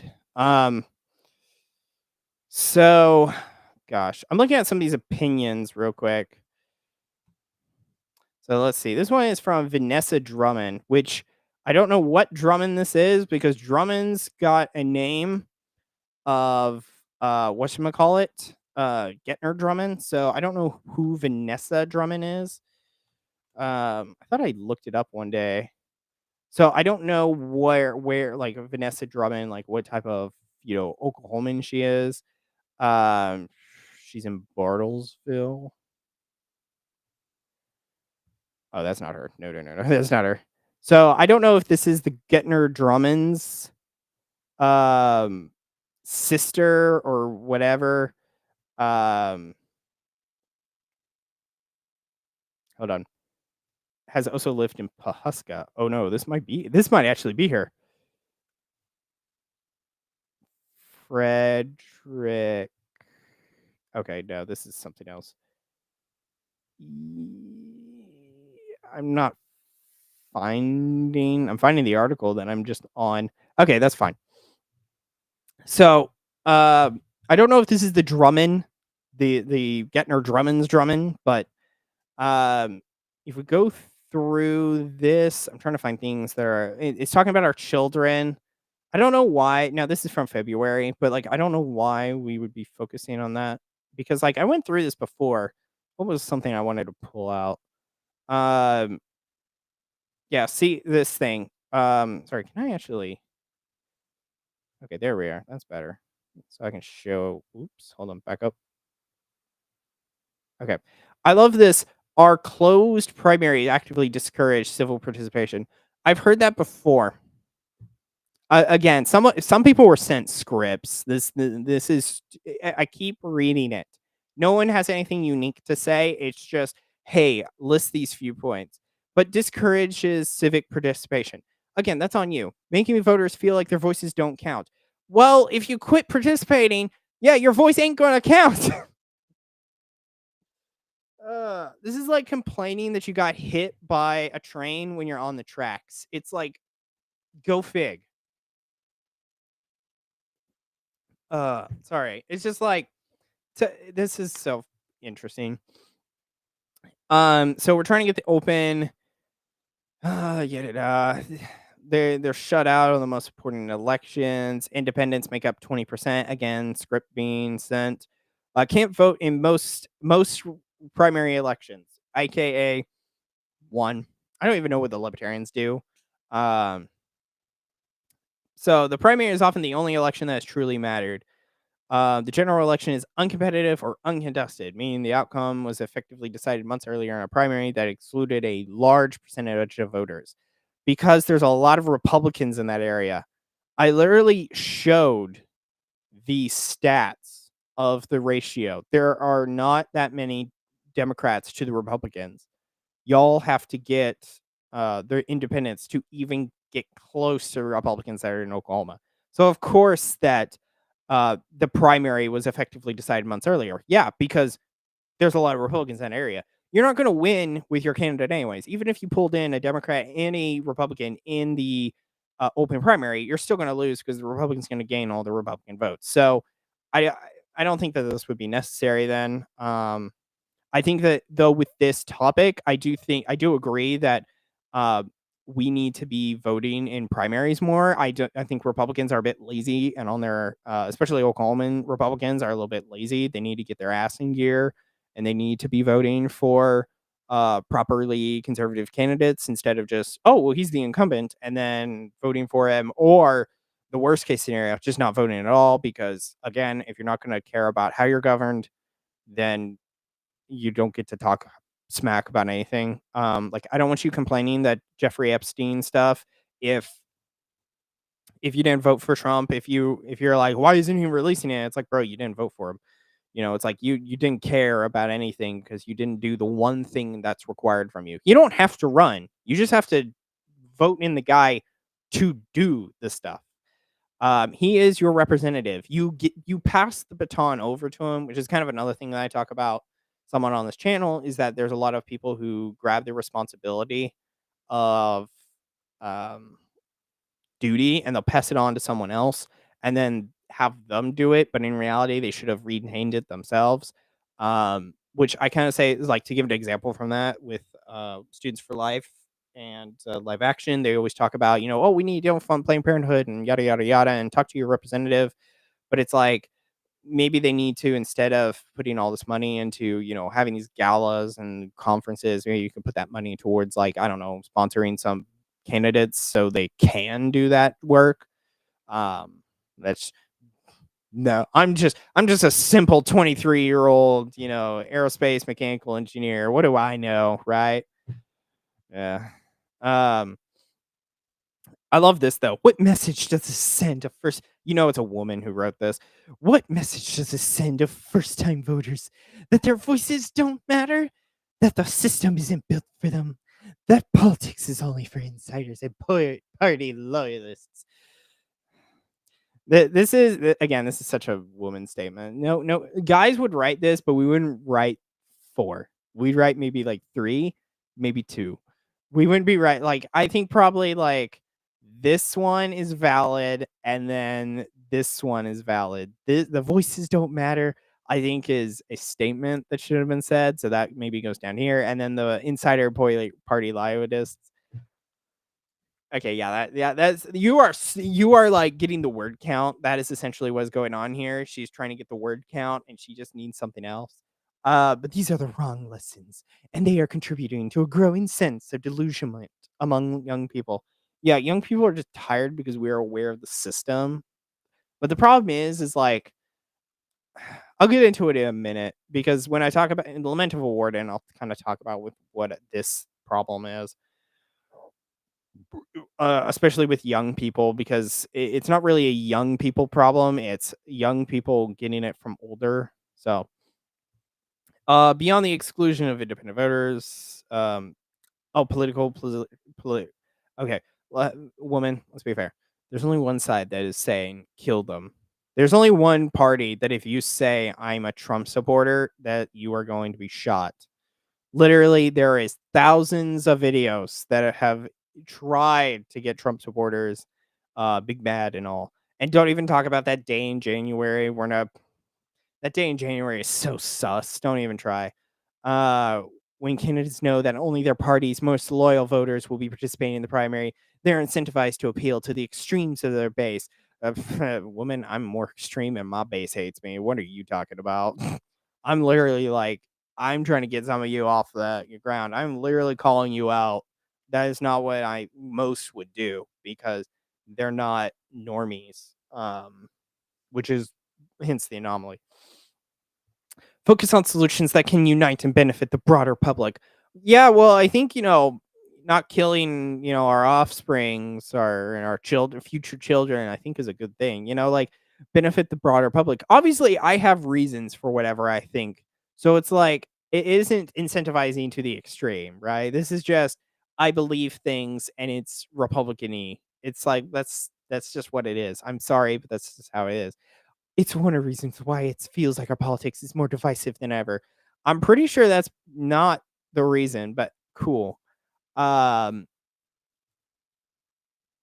yeah. Oh gosh, that sentence. When primary elections are not open to all voters, they do not produce candidates who are accountable to the entire community. Yeah, because the entire community is gay. Some of the community is gay, and I mean that quite literally. Um, like, of course, they're not going to like talk about gay rights because those don't exist. Like, of course, the gays aren't going to vote for me. Why? Because I think being gay is wrong. You're deviating from um what you are intended for, the natural law. Now, you could be same sex attracted. Let me be fair at that. I know a lot of people, especially Republicans, because usually they take a Christian branch, they take a Christian Protestant branch on it. Just because you have same sex attraction doesn't necessarily dictate that you should be gay. And you shouldn't be gay anyways. But I'm saying, like, just because you are attracted means that you just have a greater fight in your chastity to then find your woman, not your man. Every guy is supposed to find his woman, just as every woman is supposed to find their guy. So to state that, like, I said this earlier, but like just because you have an attraction to the same sex, that doesn't necessarily dictate that. I just realized I threw chat away. Um, just because you are same sex attracted does not necessarily mean that somehow you are guilty of a sin just because of that. Like, if you are chaste and you are not actively participating in the same sex attraction, then you're kosher. Yeah, there's no problem there. Candidates are accountable. Gridlock, not in Oklahoma. It's more gridlock for rhinos, but that's a different story.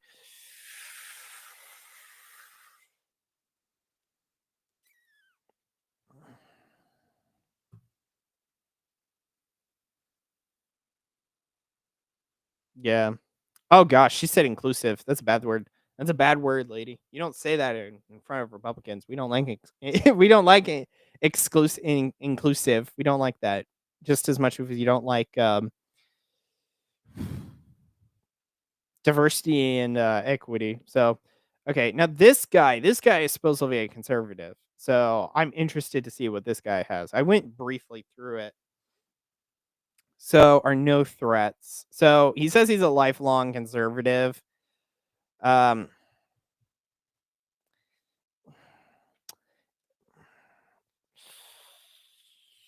I just I he doesn't. It's just I don't know.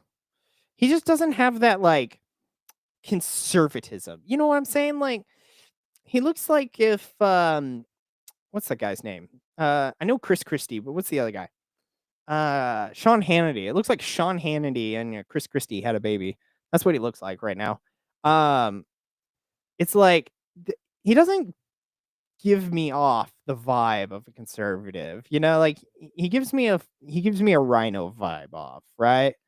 I can't be the only one who say that or thinks that, but it's like, nah, bruh, nah. So, anyways, let's briefly look through this. So, he's a Republican pollster, so so we should trust that. Um, Cautious to how we conduct our elections.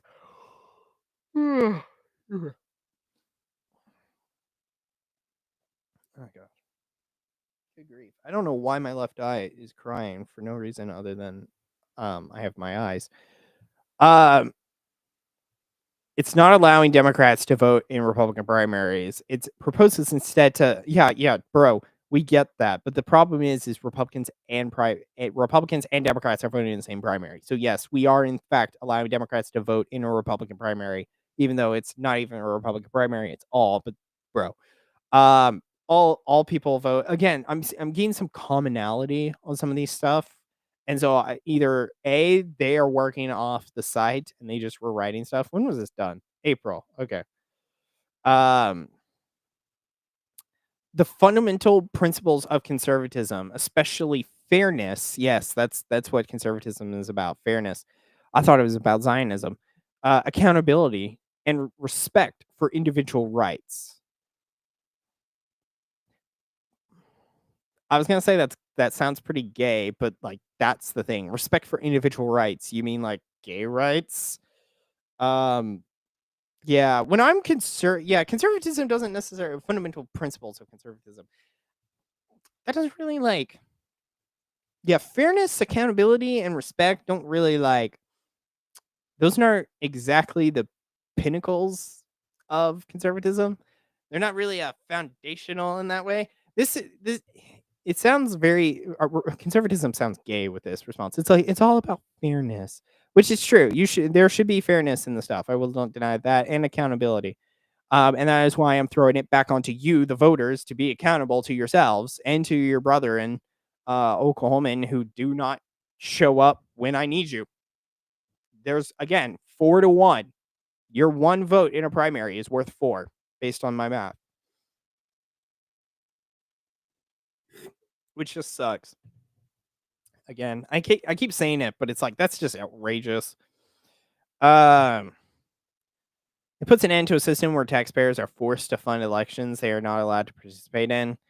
Well, there's a simple way that the independents can join the Republican or Democrats. It's a literal party change. Like they're forced to fund elections. They pay for the general. Like that's again, you're an independent. You're an independent, meaning you are none. So you are a party of none other than you. Or sorry, a party of you. That is all you are. So if independents really want to complain that, well, we're independents. Well, yeah, that's what being independent means. Systematically exclude them. No.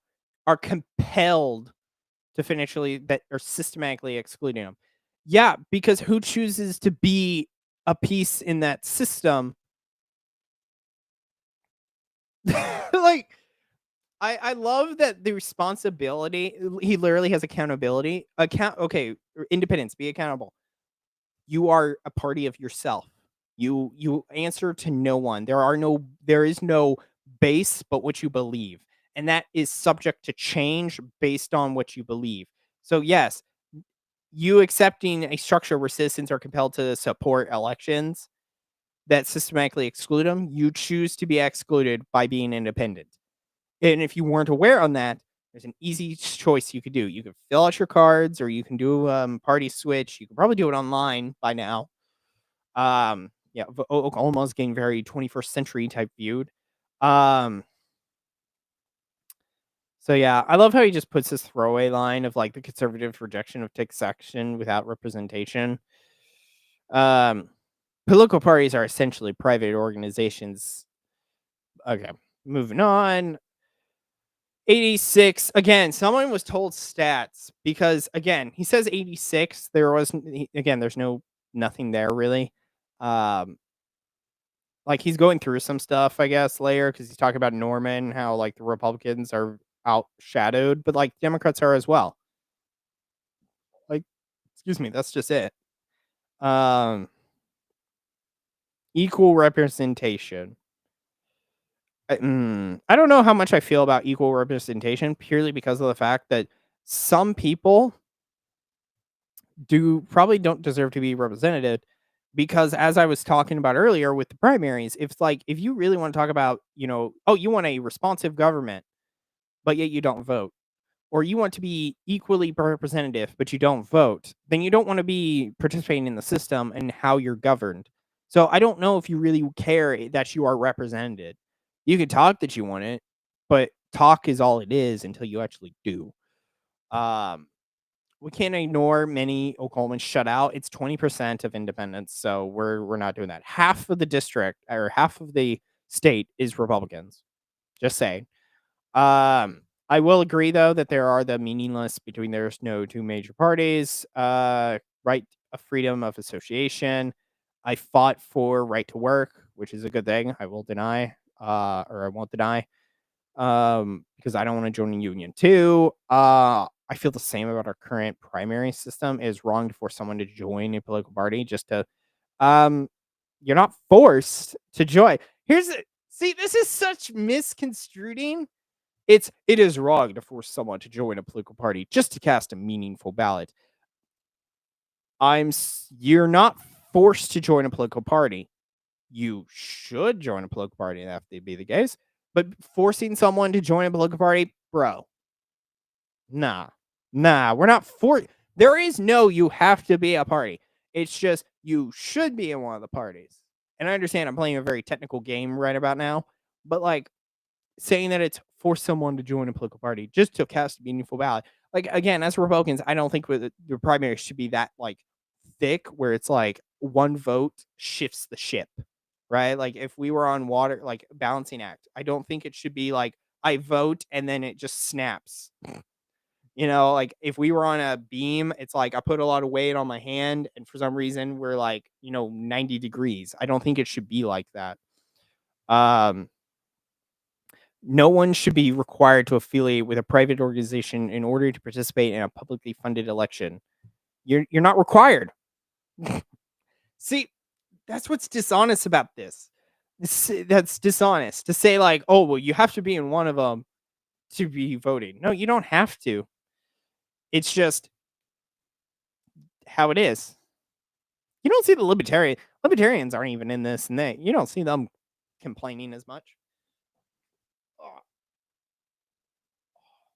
sorry, my butt cheeks are clenched together because I've been sitting for long. I really need to go through this. This is going to take some time to do some shorts. Some worry that open primaries will weaken party organizations. They're already weak. Uh,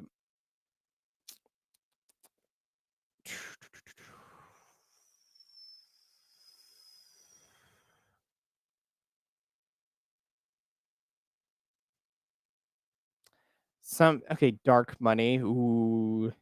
With all candidates on one ballot, party organizations will have more incentive and more power to engage early and endorse candidates who represent their values. That engagement can who advances to the general.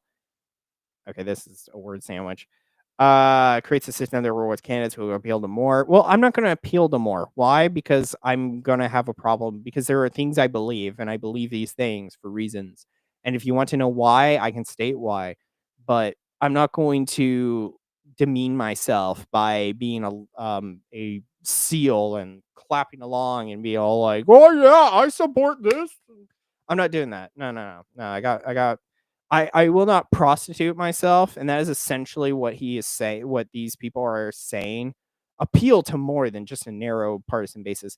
It is essentially going to be arguing that I have to prostitute myself to both parties, um, because it's like I can never have a true. Based on this, I can never have a true alliance because it's like, well, I got to appeal to everyone. Here's the thing: appealing to everyone, I appeal to no one. So It fosters competition. No, it fosters being gay. It demands better ideas. No, I'm pretty sure that requires brain cells, and I'm pretty sure that's what being gay stops. Brain cells. Oh, I'm sorry. What does it actually kill? Um, oh, well, I guess you can't take poop or you poop in your pants quite a bit. It leads to outcomes that are more closely reflect the will of the people. Bruh, it's already been done. Okay. Anyways, as conservatives, we talk about fairness, freedom, and accountability. I don't really talk about that too much. Yeah, it's more sacrifice, responsibility, and I said it earlier. What word am I missing? Sacrifice, responsibility, duty. Yeah, there we go. That should be it. It's time to defending a status quo that no longer works and embrace a reform that strengthens our democracy. Oh, oh!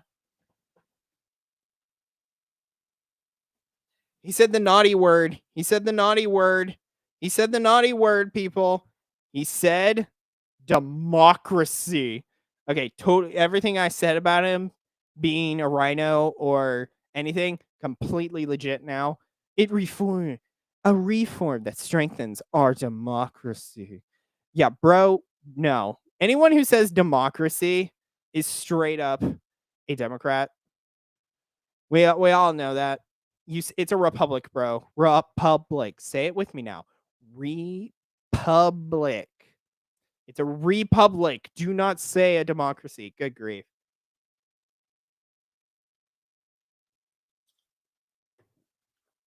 Excuse me. That's so funny. Yeah. Again, Sean Hannity's and Chris Christie's kid.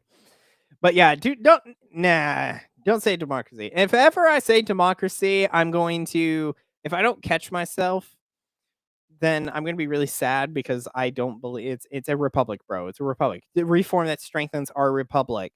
But you can't say republic. Why? Because you're so democratic coded right now, and you have to, or you're trying to appeal to Democrats as well with what you're writing. But this is very much a Democrat word. If anyone says we must do this for our democracy, you're a Democrat. That I would never say this. Okay, Cindy Allen. Gosh, this should be the last one other than Charles. And then I'll probably move on to the lament of a lament of a warden. So I'm just gonna go through this one a bit fast. It's another woman, so I'm not saying that she has nothing intelligent to say. I'm just saying it's a woman. She's probably gonna be a little bit word count filling, if you get my drift. More and more Oklahomans are dissatisfied with the two dominant political parties. Yeah, because one's gay and one tries to hide them being gay. Um, yeah, one is straight up gay, and I mean that quite literally. And then one is trying to admit that they're not, when in reality they are. Yeah, of course I'm dissatisfied with them, but I'm still gonna vote. Why? Because it's what I'm supposed to do. It's my duty. Um, 25 there were da da da. Hey, look, she's giving numbers. Up from okay, that's fine. A 12% increase, yada yada yada yada yada yada. Yada. Okay, I don't care. She's just definition there. Giving every registered voter, not just party insiders, a meaningful voice to appear on the general. Well, it's an independent. The party chooses like one or two people. That is essentially they choose one person to represent the party. And then you all compete after each other. So independents are mad that they're not inside, but it's like you made that choice. Again, this is a this is like women complaining that men have men's spaces, and then once they get into the men's spaces, they try to like override the men's spaces and say like men can't do this and that anymore because women are with them now. Um, Independents make up 1 in 5 Oklahoman voters. Just want to correct that. Shut out primaries. Yeah, because they choose to be. 2-tier system. Resist this change. Why? Because it threatens their control. Yeah, because it's their party. It's like being told that it's like your house. It's like being told that your house, you can't actually control your family in that manner. It's like, yeah, of course there's gonna be some problems. Would rob conservatives. is speculative. In fact, many conservatives in other states support open primaries because they empower. Okay, I love how she just says many conservatives, doesn't list one. She can't even find one guy who's a conservative that we are all very aware of. Oh, sorry. I said that early. I said that early. Sorry. I realized the next paragraph literally lists a few names. Um, Again, appeal to a wide range of voters. I've covered that. We can't do that because people are just going to be people. I'm not going to prostitute myself, which is basically what they're doing. Critics worried that this could disadvantage more.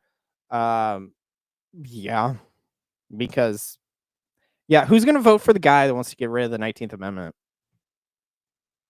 Like, of course of course the Democrats are not gonna like me. Why? Because I'm basically telling half of the voting population, more or less, yeah, I don't even think that you should be voting for my opponent or even me. I think your husband should. And then if they go, but I don't have a husband. I've got a wife though. It's like, well, if you don't have a husband, get a husband. If you have a wife, you don't. That you just have a woman that you like to. I don't even know what do lesbians do. Like guys, I'm aware it's sword. I know it's lightsaber fights. I have no idea what girls do. Is it just a simple like plug-in situation, but there's not any plug. It's just kind of like tap. Do they poop on each other? Like what?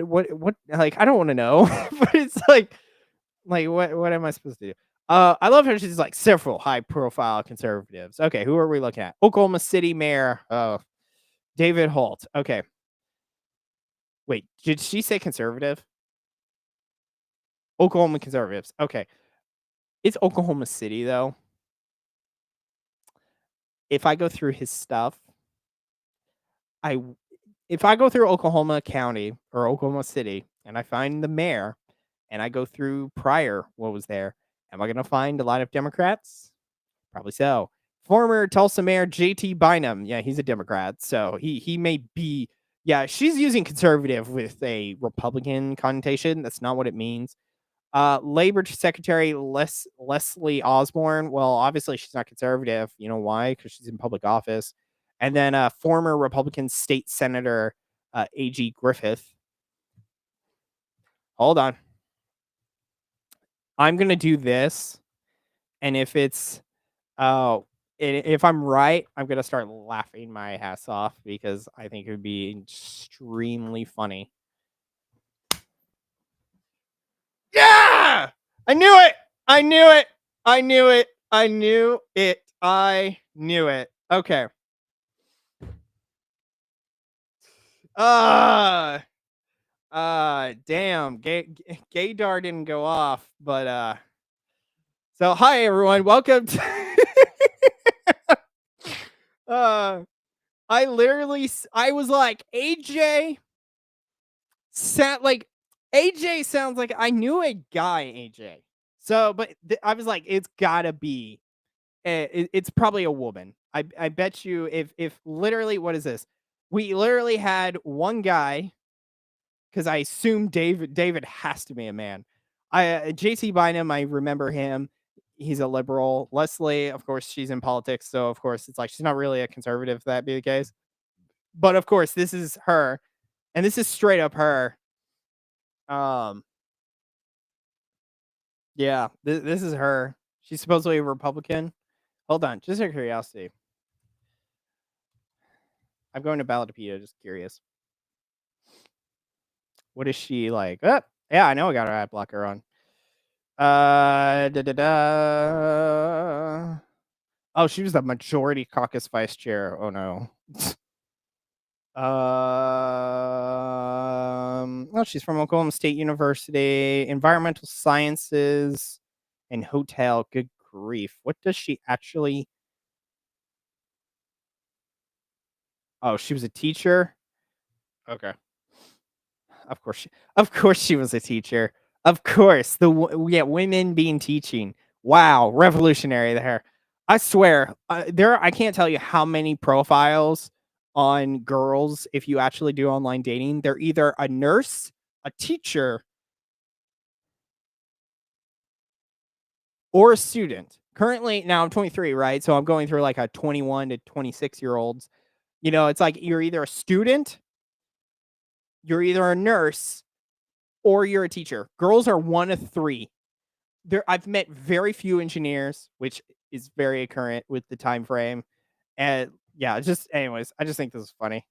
Oh wow, look, 6,000 or 7,000 votes.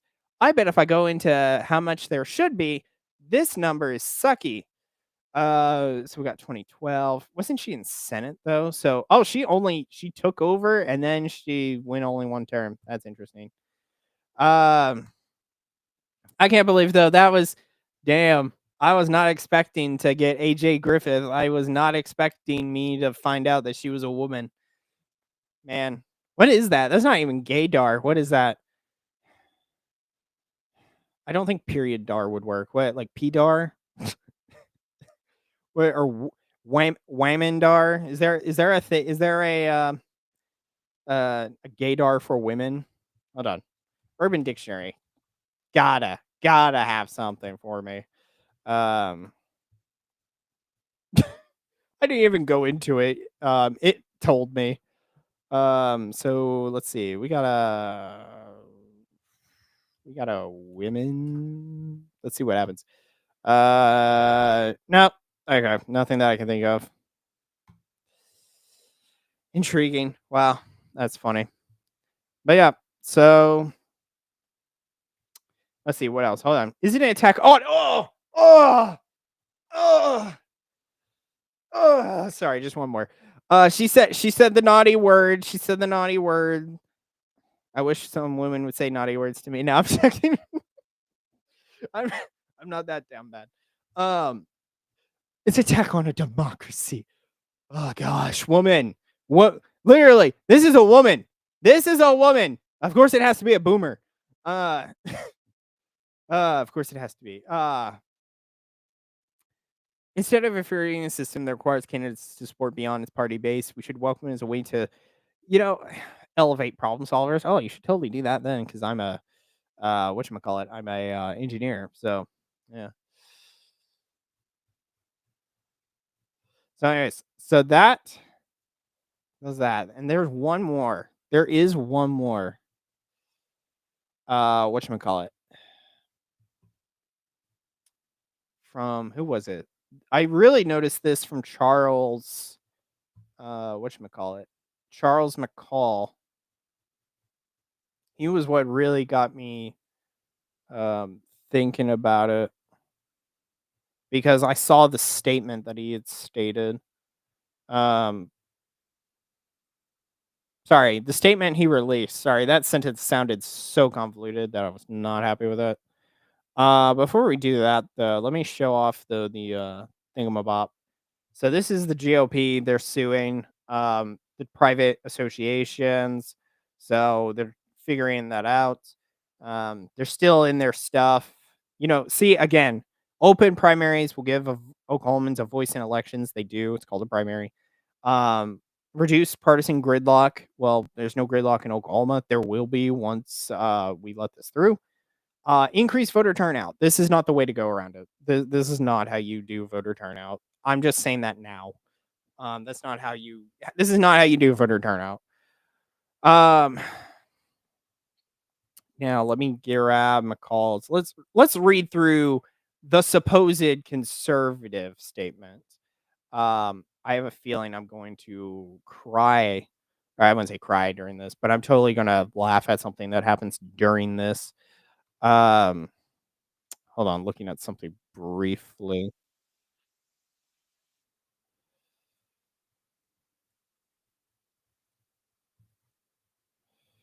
Okay, sorry, looking at things. Okay. Cool. So, oh gosh, sorry, my what is activating again? Ugh. Sorry, hold on. Oh. I've been doing this for 2 hours, ladies and gentlemen. So, yeah, my body is been in a gaming chair for a few hours. So let's see. So McCall, he's running for governor. So one, I want to point that out. We don't need Californian chaos in Oklahoma. Such a boomer line. One, I just want to say that. Sounds like a boomer line. He has to throw in like, "Oh, we can't beat California" for all the old timers because, anything Californian's bad, right? Like we're all aware of it, but it's just like it's such old coded. Like no Gen Z guy would say that. We'd just be like, "This is just gay." So it's a condemns. Oh, a radically progressive. Big words. Uh, constitutional amendment that would replace Oklahoma's time-tested closed primary system with a Californian style. Okay, see a lot of fear guiding there. The misguided measure would weaken political parties, crush conservative policy, and replicate the lax. Oh, I thought that said erection for a minute. Election outcome seen in San Francisco with limited choices and often two Democrats on the because it's California. I love this statement. This statement right here, the first line he says, California's top two primaries have left voters with limited choices and often two Democrats on the general election ballot. Yeah, because it's California. Of course there's going to be two ballots. Of course there's going to be two Democrats on the top of the ballot. Often. Why? It's California. It's filled with a bunch of Democrats. Duh. We can't let that happen here. True.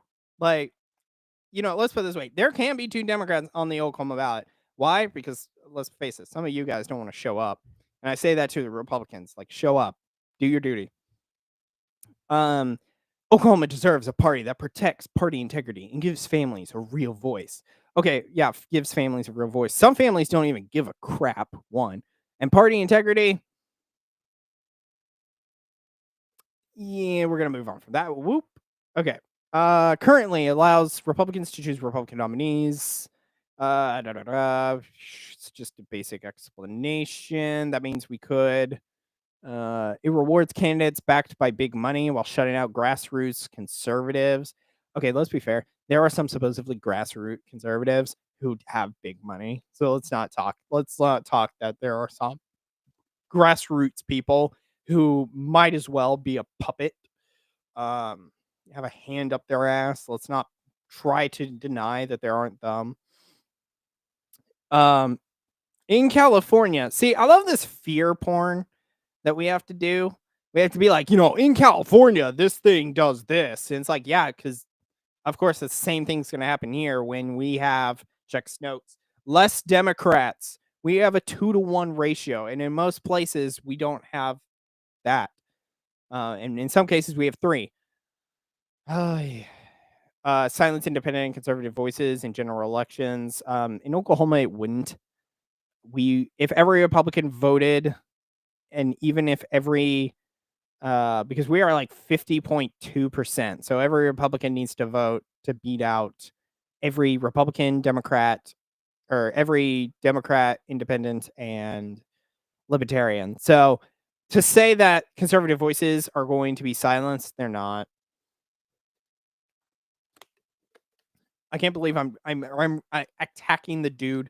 See, this I haven't thought yet about McCall running for governor. I haven't really considered it because I know he's speaker, but like this is not boding well for him. This sounds like he was like he's saying very boomer lines that is specifically told for him to say. So, or he's old. How old is hold on. McCall, how old is he? Anyone want to take guesses? I'm going to say, let's see. I know he's got some gray hair. He's got to be like 48 or 53, somewhere in that range. I'm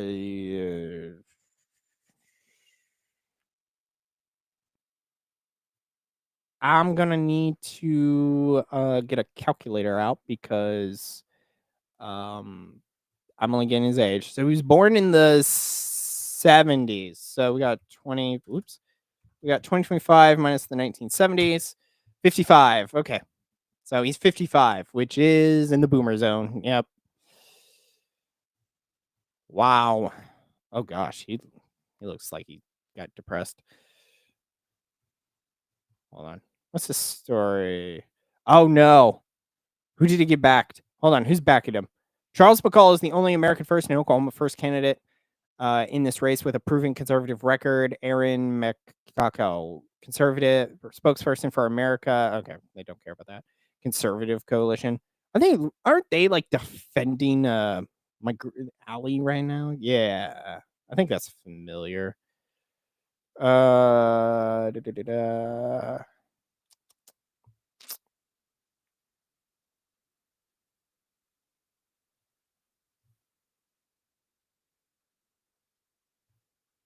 Okay. Okay. I thought there was something else there. Sorry.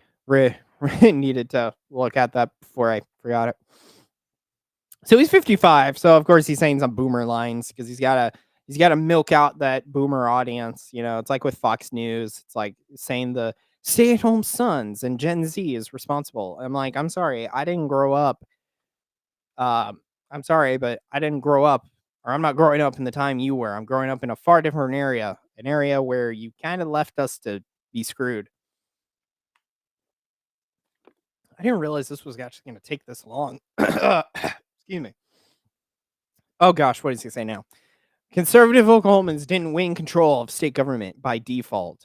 We'll move on. We earned it by winning Republican primaries. State question 836 threatens to undo that progress and hand our state over to outside influences and liberal agendas. You want to talk about outside influences, bro? You really want to talk about outside influences? Really? You want to talk about outside influences? If you go to the Israel's wall, just bro, we're not gonna discuss that. Let's see. Hold on. The same groups pushing for the state question have also filed lawsuits against Senate Bill 1027, a bill passed by the legislature and signed by Stitt to ensure the statewide initiative petitions reflect the voices of all Oklahomans. 1027 requires campaigns to collect signatures from at least 12 counties, not just in Oklahoma City, Tulsa, and Norman. Okay, yeah, that's fine. Okay, that's fine. I agree with that. Like, I think it is right that it needs to be a bit more dispersed. I think if you can get it all from Tulsa or Oklahoma City, then yeah, I think it is a problem. Their goal is simple. They want to make it easier to pass radical proposals by appealing only to liberal urban voters while silencing Oklahoma conservatives. Yeah, silencing Oklahoma conservatives. Silencing Oklahoma conservatives. Uh-huh. Yeah. Silencing Oklahoma conservatives. Uh-huh. Yeah. Mhm. Yeah. Yeah. Like, I'm sorry, but like, you cannot say, "Oh, they're silencing Oklahoma conservatives." You know who's really silencing Oklahoma conservatives? Oklahoma conservatives. Bruh. We will not let that happen. Bro, you're letting it happen now. Gosh. I swear. I'm too young for this. I temper my blade, but damn, boy, some of y'all are speaking out of your asses, and the thing about that is you are the ass, so that's the difference. But yeah, it's just like silencing Oklahoma conservatives. Boy, you couldn't even get a quarter of your people to show up averagely. Like, don't talk smack. As House Speaker, McCall led the fight to protect party-driven primaries and preserve election integrity. Roar. He is encouraging Oklahoma to reject the state question. Oklahoma does not need San Francisco's chaos. As governor, I will defend these values without compromise. Yeah, with these values, meaning election integrity. What do you mean these values without compromise? But again, he has to include, we're gonna be California with this keeping up. Oh, we're gonna be California. Oh, it's such boomer speak. That of course he has to say because um it's like Fox News. Fox News's average voter is like viewer is like 70 years old. Like no one young, like Gen Z, listens to Fox News. You also have to get Fox News but via cable, so I guess that kind of differentiates it. So, is that all? I feel like there was stuff. Hold on, let me review my roadmap because I kind of went off the reservation quickly. So let's see. We got the petition, which I'm not reading because I don't think people really want me to go through that. So we all are very aware about the video, what it's intending to do. Disney prize voters, moved on, everyone votes. Nope. 50 in the nation. Again, we covered that about turnout rate. General elections, 20% of, yeah, that's true. Good. That's skipped. And then we went through my math. Yeah. Okay, so we are getting closer to done. Like we only have the lament and closer and then the lament. So let me get into the closer then. Because what this is all saying. So I think first I'll give the opinion. Do I think that she should be voting yes or no on state question 836? And I would say no. Because again, because there are going to be, if you are wanting to be very pro-life, you're going to need to be very in the Republican Party because that is where everyone is. If you were to be an independent, no one really looks at the independents with a look, really. Like I do, just as a like, what am I looking at? They're, you know, I don't know how successful you would be. There are currently no independents in the state house, which I'm not saying that there can't be. I'm just saying that there's currently nothing there, which again, I don't think is a like. I don't think that independents should not try, and that's kind of the other thing. There is that a lot of people are just tired, and some of that's just on you. You just gotta admit that okay, yeah, things aren't working out. Great, deal with it. And I understand that's like really simple advice to be throwing out, but it's like it's just what it is. Um, but yeah, to have it open though, because I was able to basically say because I showed basically at one point, like if we leave it open and if we stay only a quarter of Republicans voting, then the Democrats totally could take seats. So I would say vote no just on that alone, because yes, Republicans are lazy. And so because of that, and it's gonna take an election or so for them to actually for people, and by that I mean Republicans who have been sitting on their asses and watching the world spin. It's going to take them an election to get off their ass after their entire house goes blue, the Senate goes blue, the Democrats take the governor. Like we could lose the supermajority we have purely because of the fact that we've got a population that sits on their hands and watches the world burn,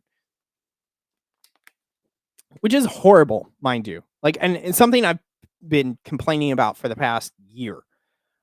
Is that we shouldn't just be a reactionary. Like, we should be going on the offensive, and especially with like this, there's like a 75% of Oklahomans who are Republicans. Y'all are MIA, but you are probably the most talkative dicks online.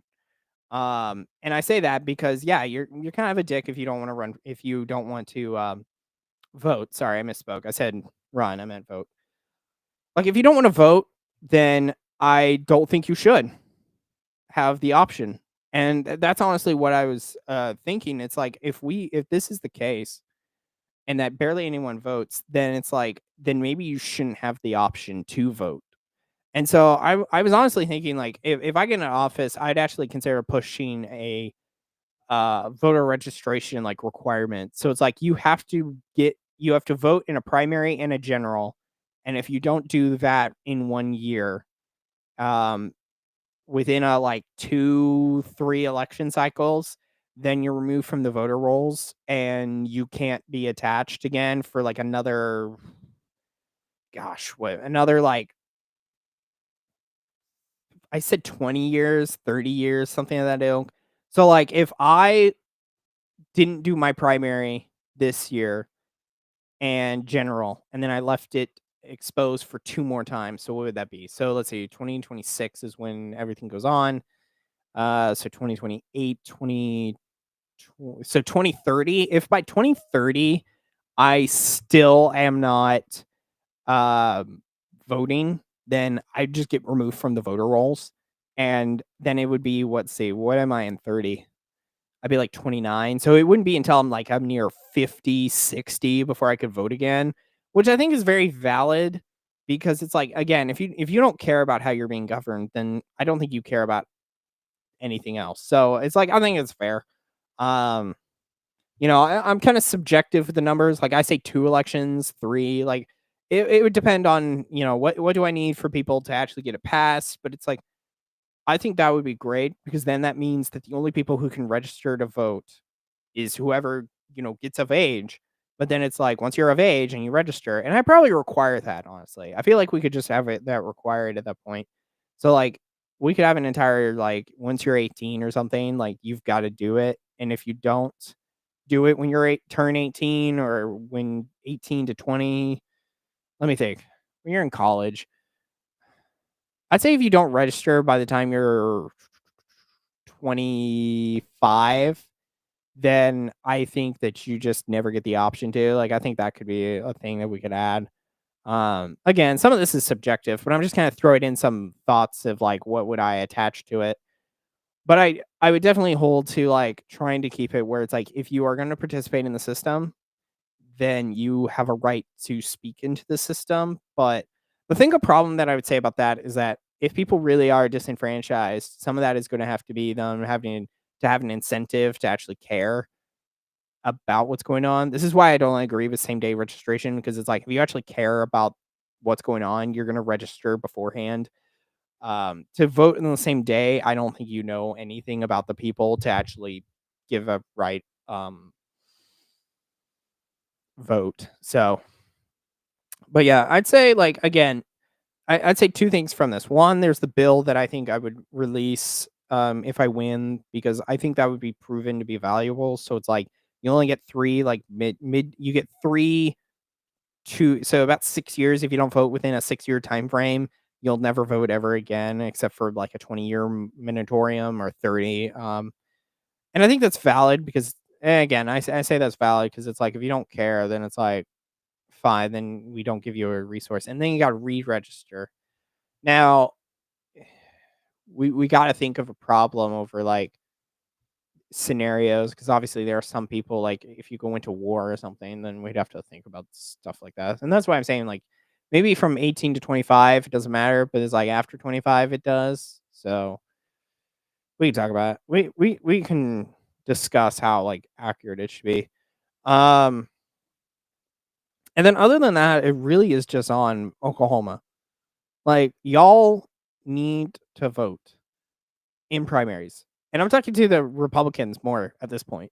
Republicans that are living in Oklahoma, do your frickin' job, your duty.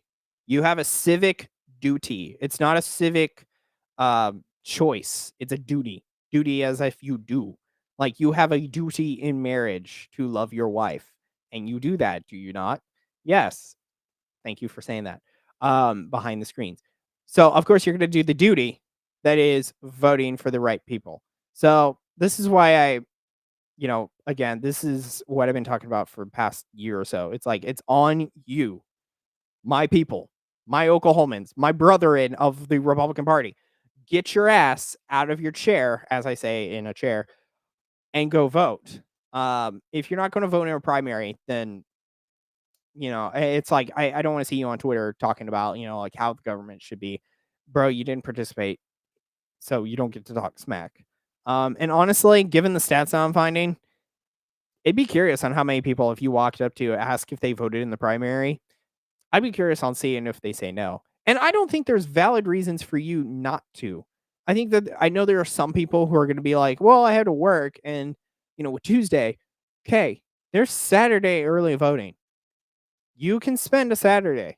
I understand you may want to do something funner than going to the polls. Cool. It's a duty. You spend your time doing that.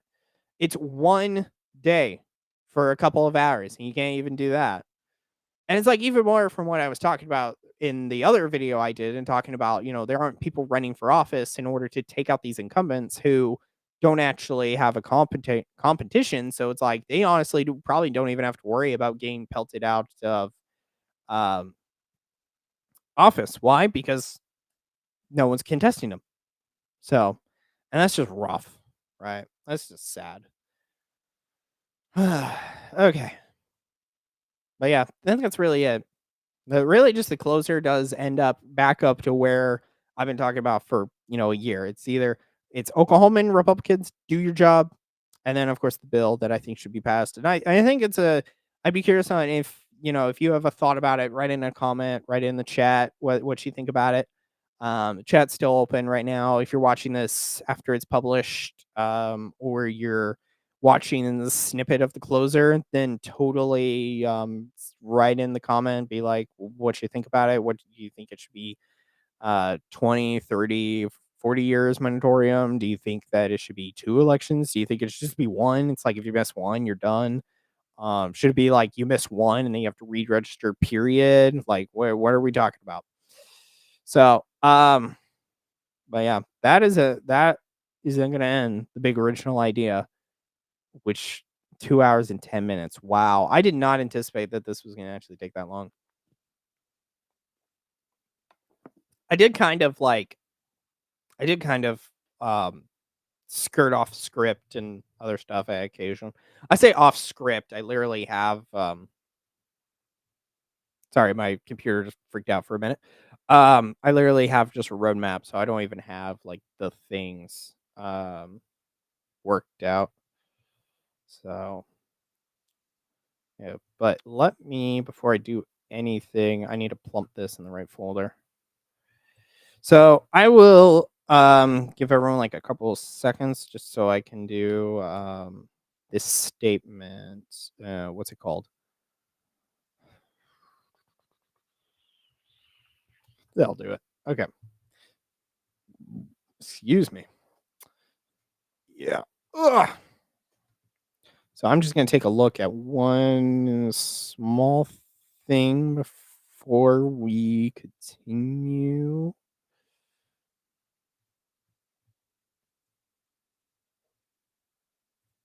Okay. So, what are we doing? What are we doing? Oh yeah. Yeah. I didn't do this last time. I get to do it to this time though. Needy.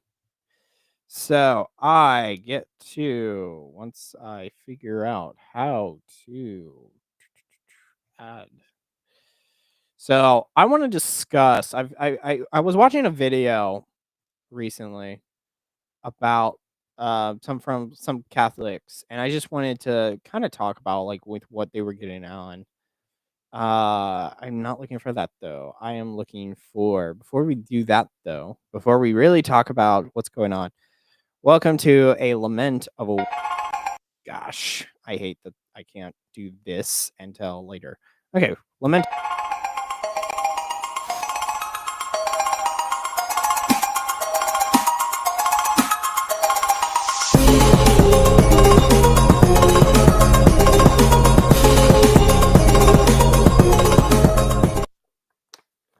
Okay, day.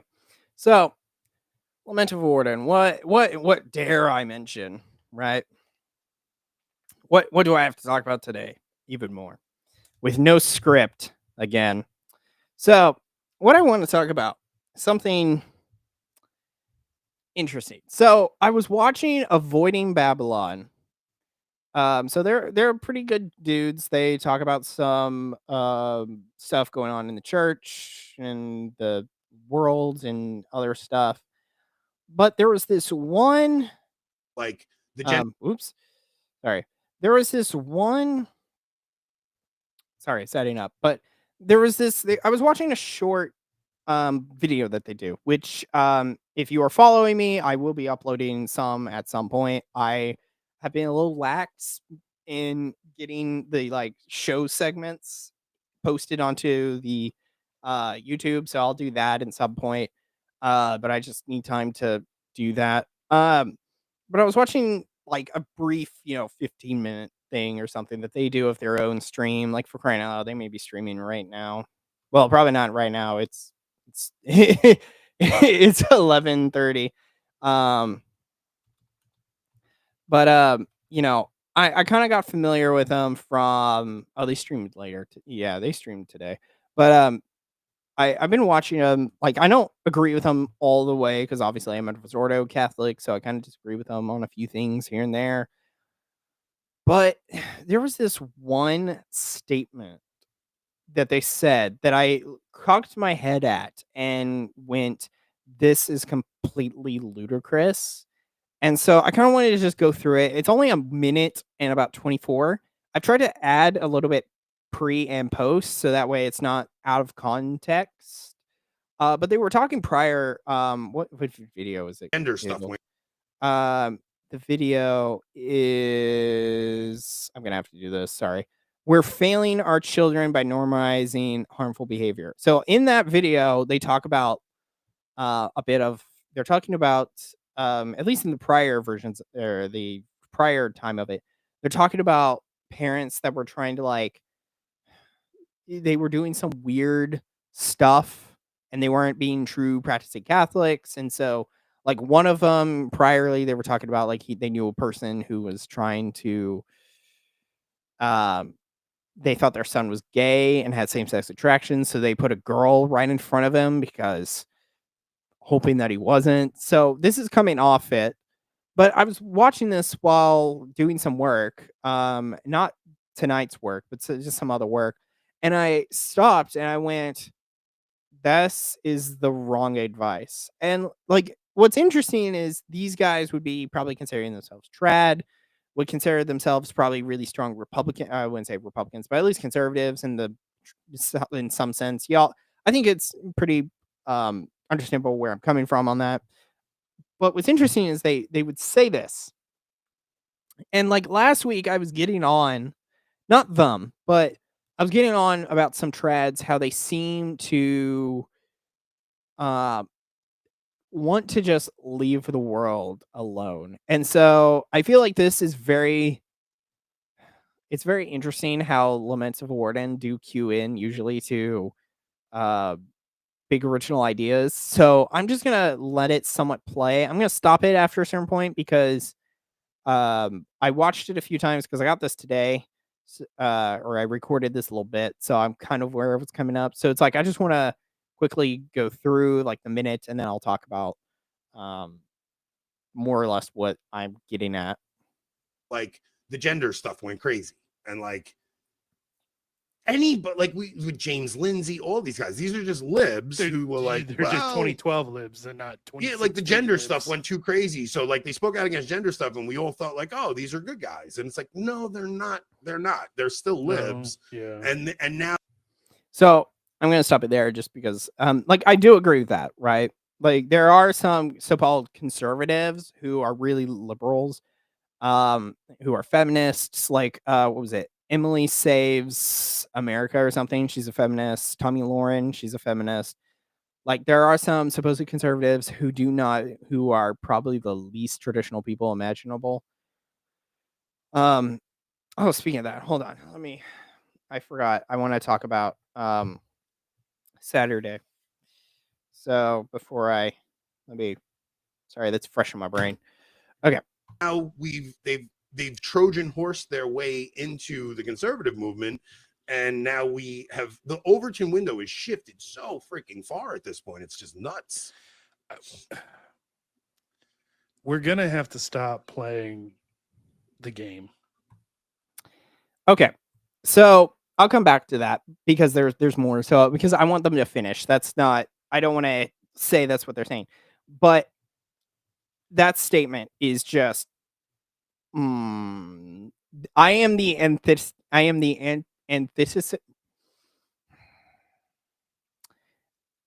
I'm the antithesis of what they just basically were advocating for. They are basically saying because they're saying the system is dead. And the system is not dead by what I showed tonight.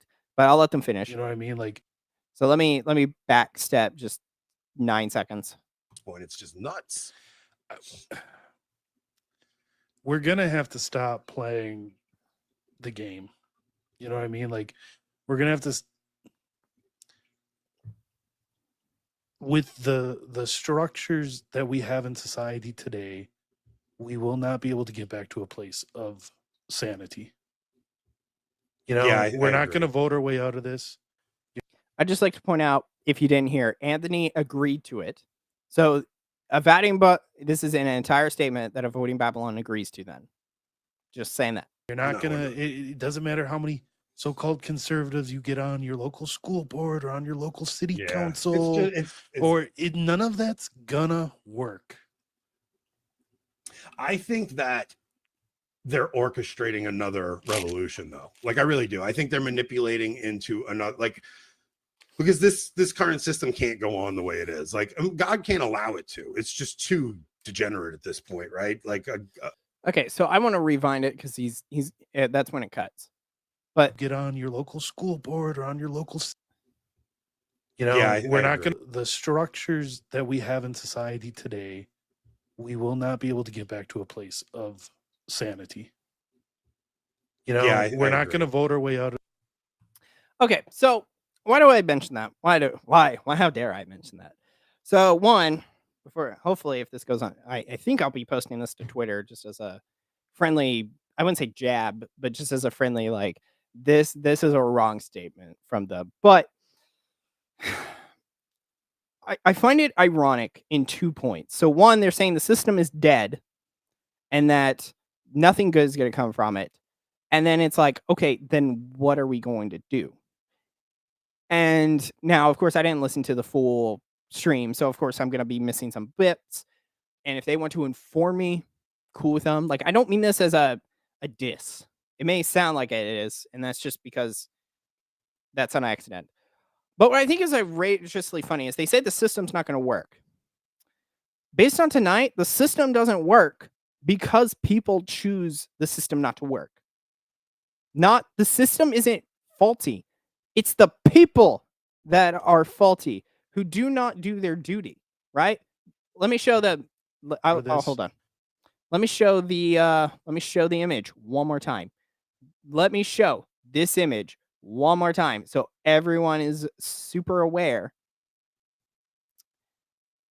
This is the Oklahoma State House Republican primaries races. 25%. That's the max. This is the max. Sorry, full screen this. That is the max, people. 25% of registered Republicans actually vote in a primary. The system would work if you let it work by participating in it. And if you do not participate into it, then you are admitting defeat. This is a mentality that I think is completely boomeric. Sorry, boomers. It is on you. I think this defeatist mindset is completely dumbass.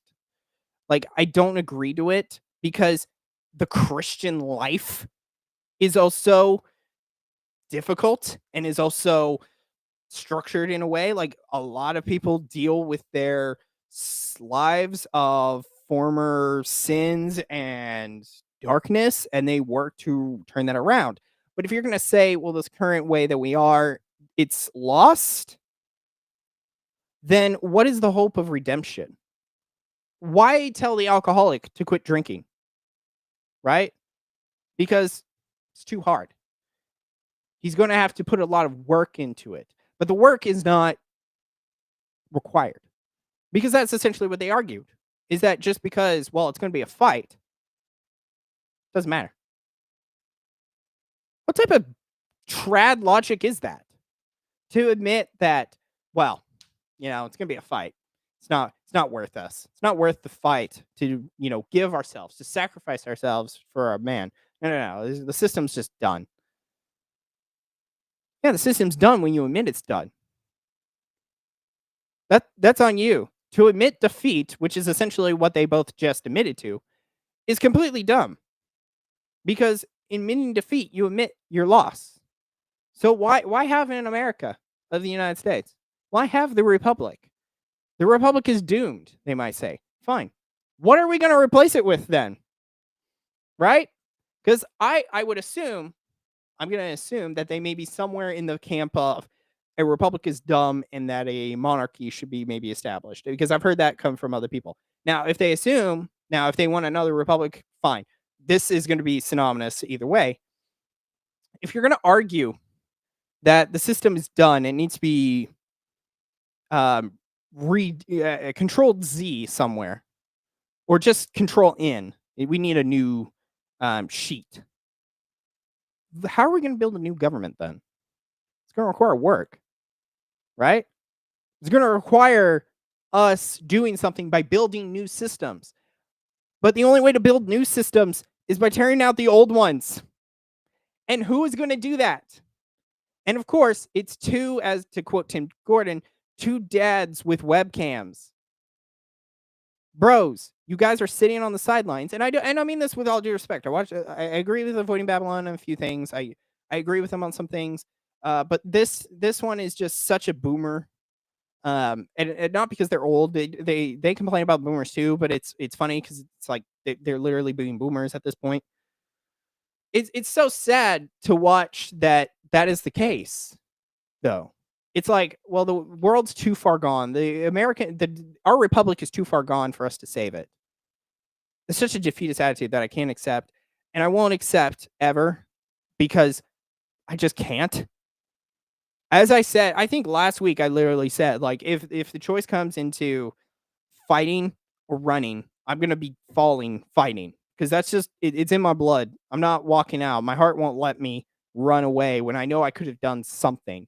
It may have been 1%, but at least I did a 1%, better than 0, which is essentially what Anthony and Rob are alluding to. The system's dead.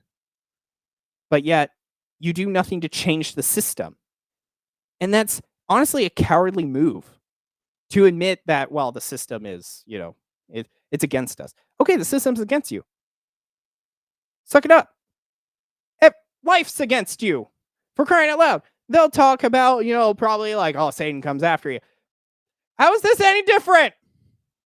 And again, you want to create, okay, the system doesn't work, so we need a new system. How are we going to create that? And they're probably going to shrug. Or pass the baton, which is also something I've been ragging on.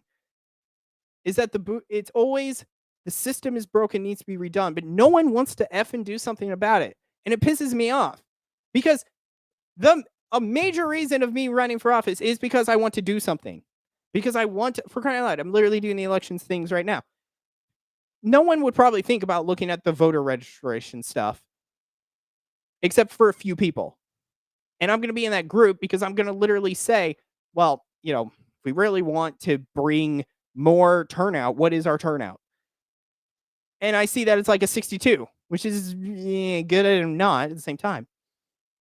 But it's like, how can we improve that? By bringing more people. Like, I can be destroyed, right? Like, me changing the system is going to require an entire army. I'm not going to deny that. I'm not going to deny that, I could be JFK'd. Oh, sorry, I was expecting to get shot. I could be JFK'd, like, right here, right now, and nothing could be done. Oklahoma is going to stay how it is, however it is, because of people.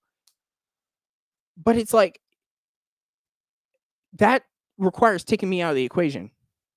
And I refuse to be taken out of the equation. Like, they have self-exiled themselves, and they have led, and it's just, again, I can't believe that this is coming, especially from two practicing Catholics. I can't believe that because, even in a spiritual life, yes, there is a lot of, we all go to the confessional, and the confessional is essentially a Control-Z and a restart button to turn a sacrament into a very, secular terminology for everyone.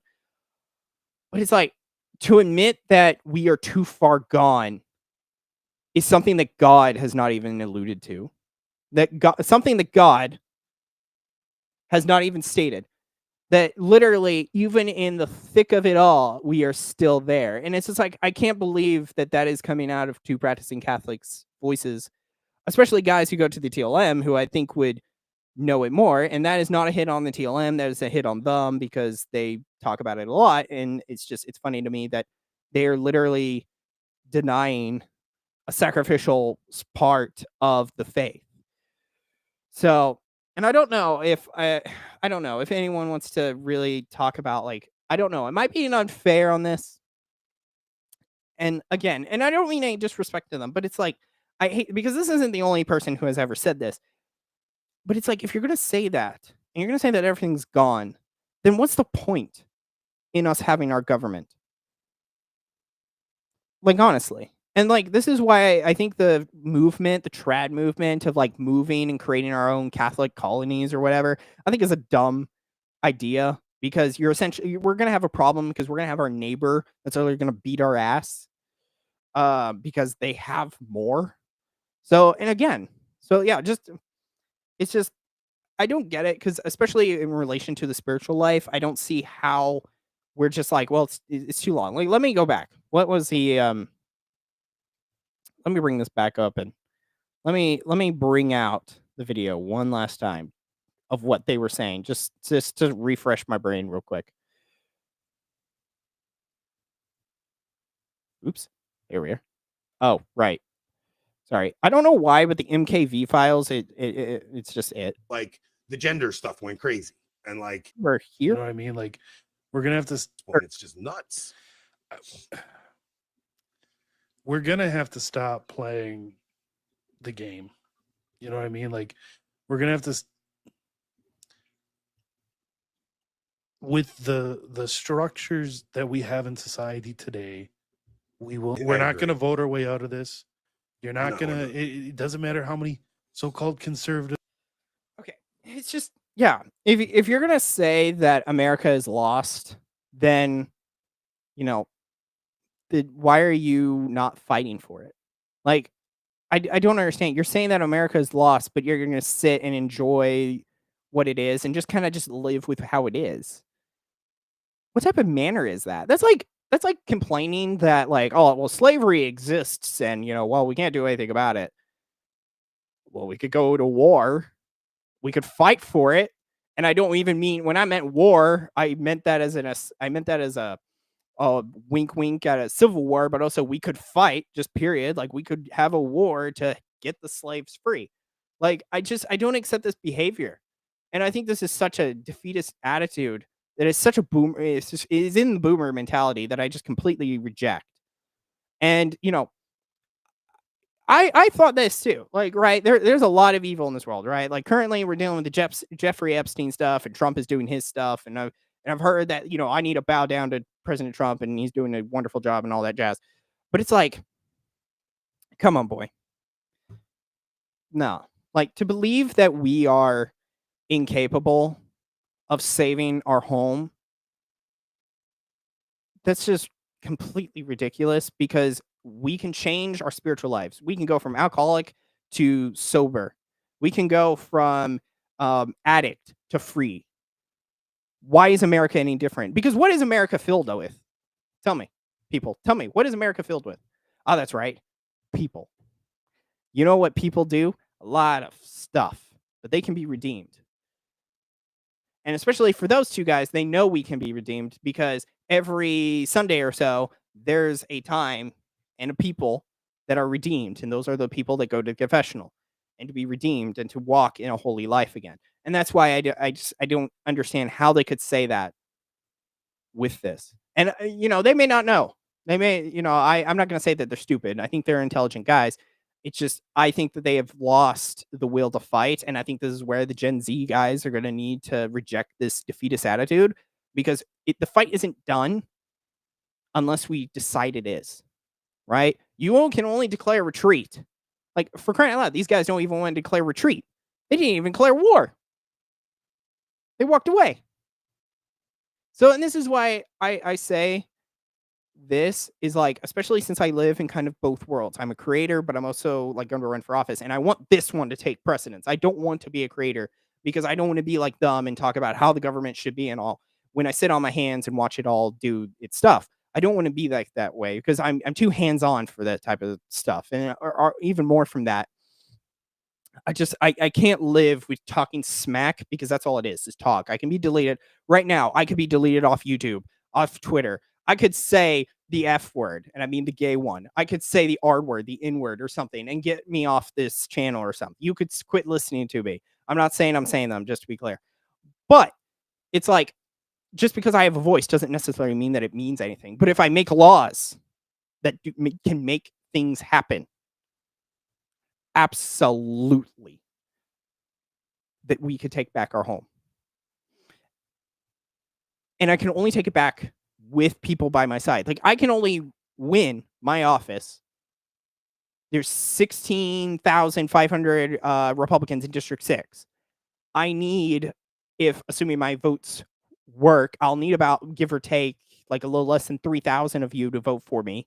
If my numbers are working accurately, I'll only need 3,000 of you to vote me in, and then I can go to the Congress. But here's the thing: I need more me's. Sorry, I was trying to figure out where who I was looking for. I need more me's. I need more me's in order to do this job right. Because one guy can be silenced. I go into the House, and the reason I have my senator is up. She's a woman. I totally want to get her out of office, not because of she's done anything, because honestly, I don't think she has, but because she's a woman. And yes, I'm sexist. I admit to it. Um, but it's like I go into the House because there's 101 seats, specific, and that is where I'm needed. 101 seats, meaning I may be 1% of the people there.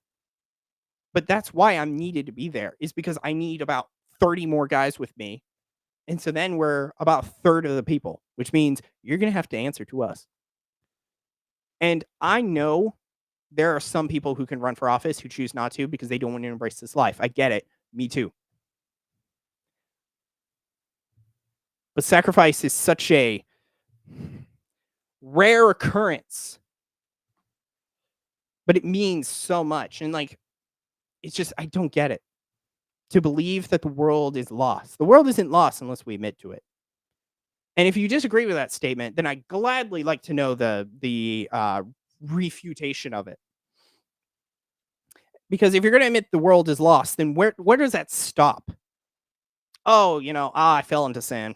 Can't walk out of it. What type of logic is that? Anyways, I'm sorry.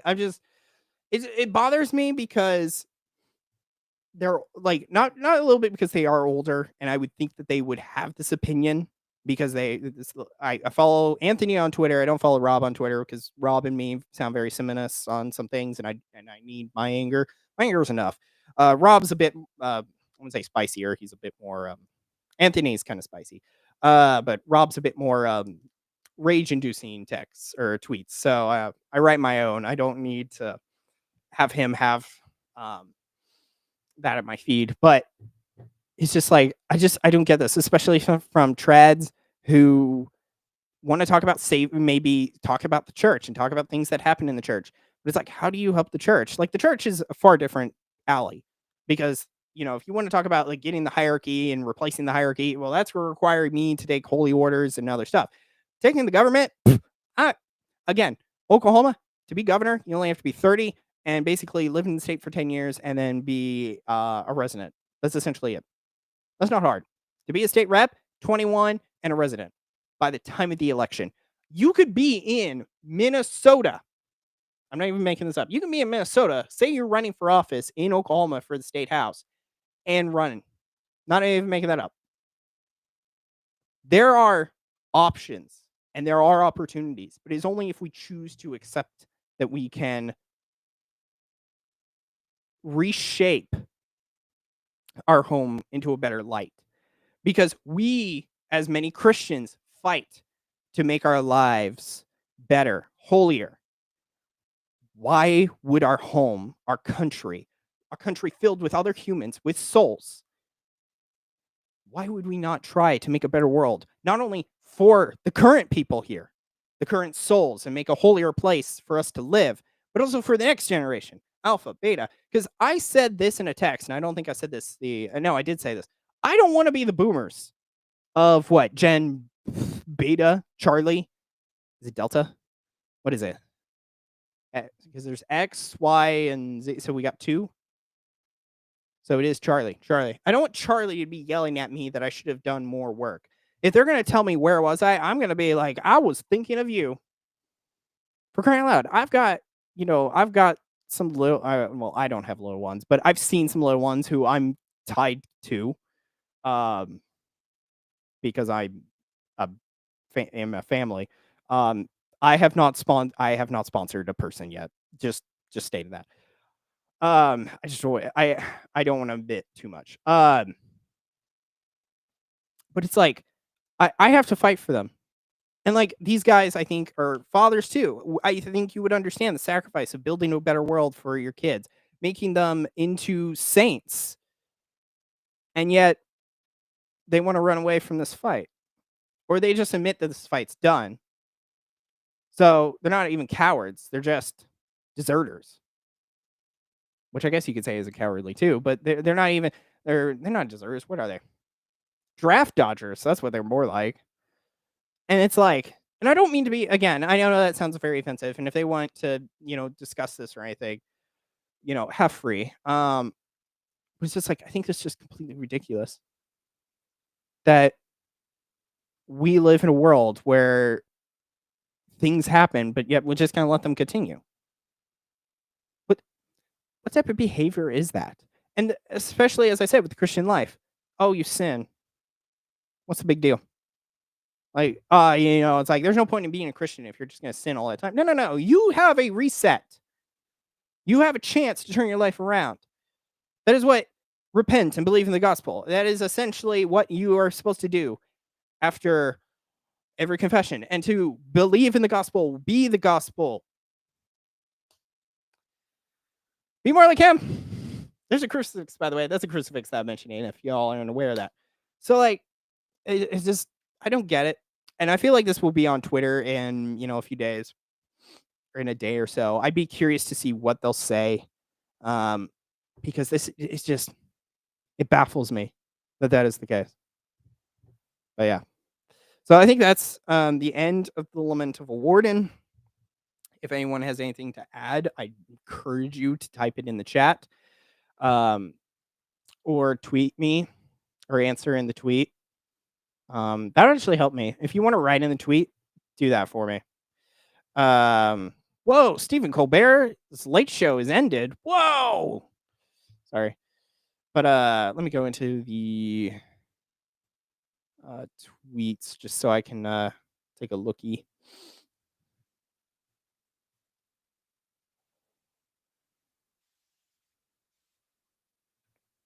Okay. But yeah. So yeah, gosh. That was aggressive, and I didn't intend it to be that aggressive, but yeah, but anyways, just let me know. Am I out of line? Am I believing in something I shouldn't? Because I've heard this before. I've heard that the country's lost, and I can't believe that. I can't. I just won't. And if I'm wrong, and if there's something anyone wants to say, I gleefully would listen. It's just, I'm gonna look at it and maybe try and refute it. So just FYI. But yeah, wow. Why is it 3 hours? It's always 3. Good grief. I did section out 3 hours of my day for this, so it's not particularly a surprise. But yeah, yeah, Twitter people. Twitter, you guys, I don't know why, but I streamed to Twitter and you all listen, so I'm gladfully you're there. YouTube people, I'm thankful you're watching. Slight favor to ask for the Twitter people, if you could go to the YouTube at one point, that would also help me get monetized. But if you don't want to do that, that's cool. I ask with a subtle nudge of, if you could, that'd be great. If not, I don't care. But yeah, gosh, I was gonna do some like interesting takes, but I don't really think there's anything there. If anyone really wants to ask anything, like, I will, like, if you want to talk about like what I think about Epstein or something, but honestly, I don't know if I'd do anything with that. Yeah. Someone tell the Catholic Christian to unblock me on Twitter. Yeah, gosh. I don't know why, but something about that channel is just my gut. I said this with a Anthony tweet once, or not Anthony, or Rob from Avoiding Babylon. Funny enough, he was like, "How do you know if someone's just like a dick?" And I'm like, "It's my gut. Like, my gut here just activates, and it's like sometimes my brain doesn't pick it up. Like, there's some YouTubers that I've watched their content, and it's like, it's okay, but then there's something in my gut just like triggers. And it's like my brain doesn't know, but my body does. And so it took a little bit to me to get stuff. But yeah, my body's doing that for a few people now. So especially with the Voice of Reason stuff that came out. But I'm not really gonna talk about that though, because like I feel like everyone is talking about it, and I think they shouldn't. Because like when it first came out, I just was like, yeah, it was a thing. But I think for people, like, they need to get that algorithm, and I think that tells you a lot about people, is that how fast the videos came out and what they were talking about. Because, like, I was watching a Catholic Christian talk about it, and he did a rosary for him, which, fine. But, like, I think it's interesting where it was, like, a day or 2 after everyone was talking about him. It's just like, we don't know how much of it is certain, so it's like, I don't know how much you really wanna talk about it. Like, politically, stuff, it's kinda like, okay, yeah, there's some rumors, but it's like, it's like I feel like a lot of people cared about it somewhat too much. Now, if something comes out, then and it is true, 'cause I've heard that he was a catechist and he was dating his non-catechist, but a non-catechist, but he was dating, like, a 16-year-old girl or so, like, you know, if it's false, cool. That's just great because then he's not technically he's not a pedophile. There's some ranges to it. I remember watching a comedian say about this one time where it's like if you have to define the ranges of like how the uh pedophilia actually works out, it actually is different. There's some ranges where like there's because I guess it's pubescent usually, so this is kind of a little after, so there's kind of some other but I don't remember it. It's been a while since I watched the short, but yeah, it was he concluded it with basically saying the comedian basically concluded saying like, but if I really try and discuss the differences, it just makes me sound like a pedophile. And it was a good laugh because it was true. Um, but yeah. So other than that, I'm done for tonight. So thank you all for watching. Twitter, you are being a goat. You are outshining everyone. So I don't know why it took me forever to start live streaming. It had to be what, second, third? Did I do it with just a Catholic? Yes, I did. I think it was the third week. Yeah. Oh, Superman. Sorry, completely forgot. Just a Catholic just activated it. Saturday at 12 o'clock, I'll be joining Catholicism WoW and Just a Catholic, and we'll discuss Superman. So I was gonna do a review, but then I negged on it, and then he asked Catholicism WoW asked if anyone had seen of us had watched Superman. I said yes, and so I'll be talking with him about Superman. I actually might go see it. I saw it last Friday, so I might see it again just so I'm prepared. I will say I do not like Jor-El's second half of that message. I think that's completely bullcrap. Um, Zod is totally necessary in some form. A harem, good grief, bro. But yeah, I that will be Saturday at 12 p.m. Central. If you could all make it, that'd be great. I think there will be a so Catholicism WoW is hosting it, so but I might be able to co-stream it. And I think after tonight, I'm gonna like make the watch page on my channel. So just letting everyone know. But yeah, other than that, also program announcement. I will not be streaming. So I have not been streaming the next Mondays because I've been building my PC.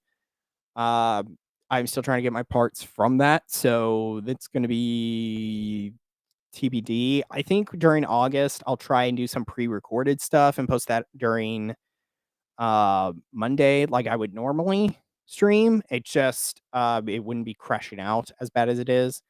So it won't be as bad. Like we won't be it won't be, 5 minutes of dead air. It'll be, 30 seconds of a changeover. So, yeah, I don't know if I'll be playing Destiny or anything cuz that blows up my computer basically, but 10 dates I've been thinking about, and then Magic we might be able to do. So, just letting everyone know that. Magic Manage would be fine, but I just don't want to play Magic consistently for 5 years.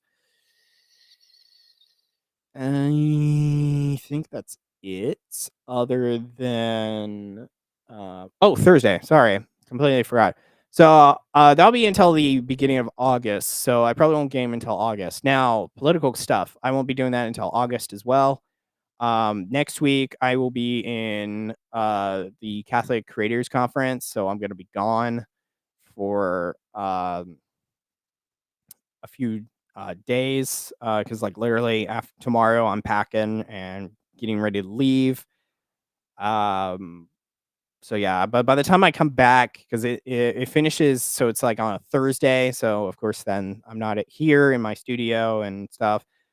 Uh, we'll be back maybe the Tuesday, but that doesn't give me time to really get everything going, and I really don't want to just stream just to stream. I don't want to do that for you guys. I want to have some form of content, and I could make some content, but that requires me to, grab materials and other stuff. So, and that gives me like 2 days, and it's just like I don't think I'm going to be able to do that. So I probably won't return until August. Yeah,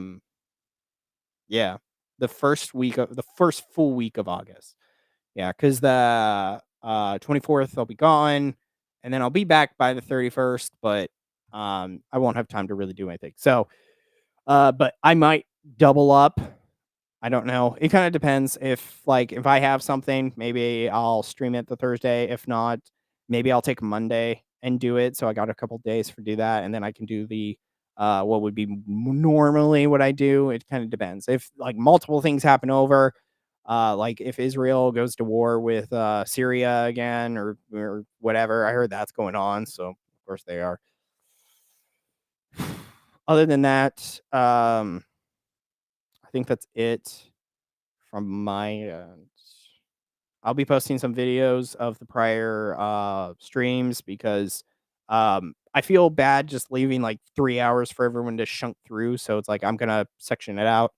There'll be some shorts. So the next 2 weeks, I'm gonna pop out some repeating material unless you haven't watched it. So yeah, that should do it. Yeah, campaign wise, nothing's really going on. Just brainstorming. Teasers will come out at some point when I get them more written out. I said Superman Saturday at 12 p.m. Central. I talked about everything else. Yeah, that should be yes. So I'm gonna tell everyone, have a good night. Go to sleep unless you're somewhere in like India or something where it's probably daytime.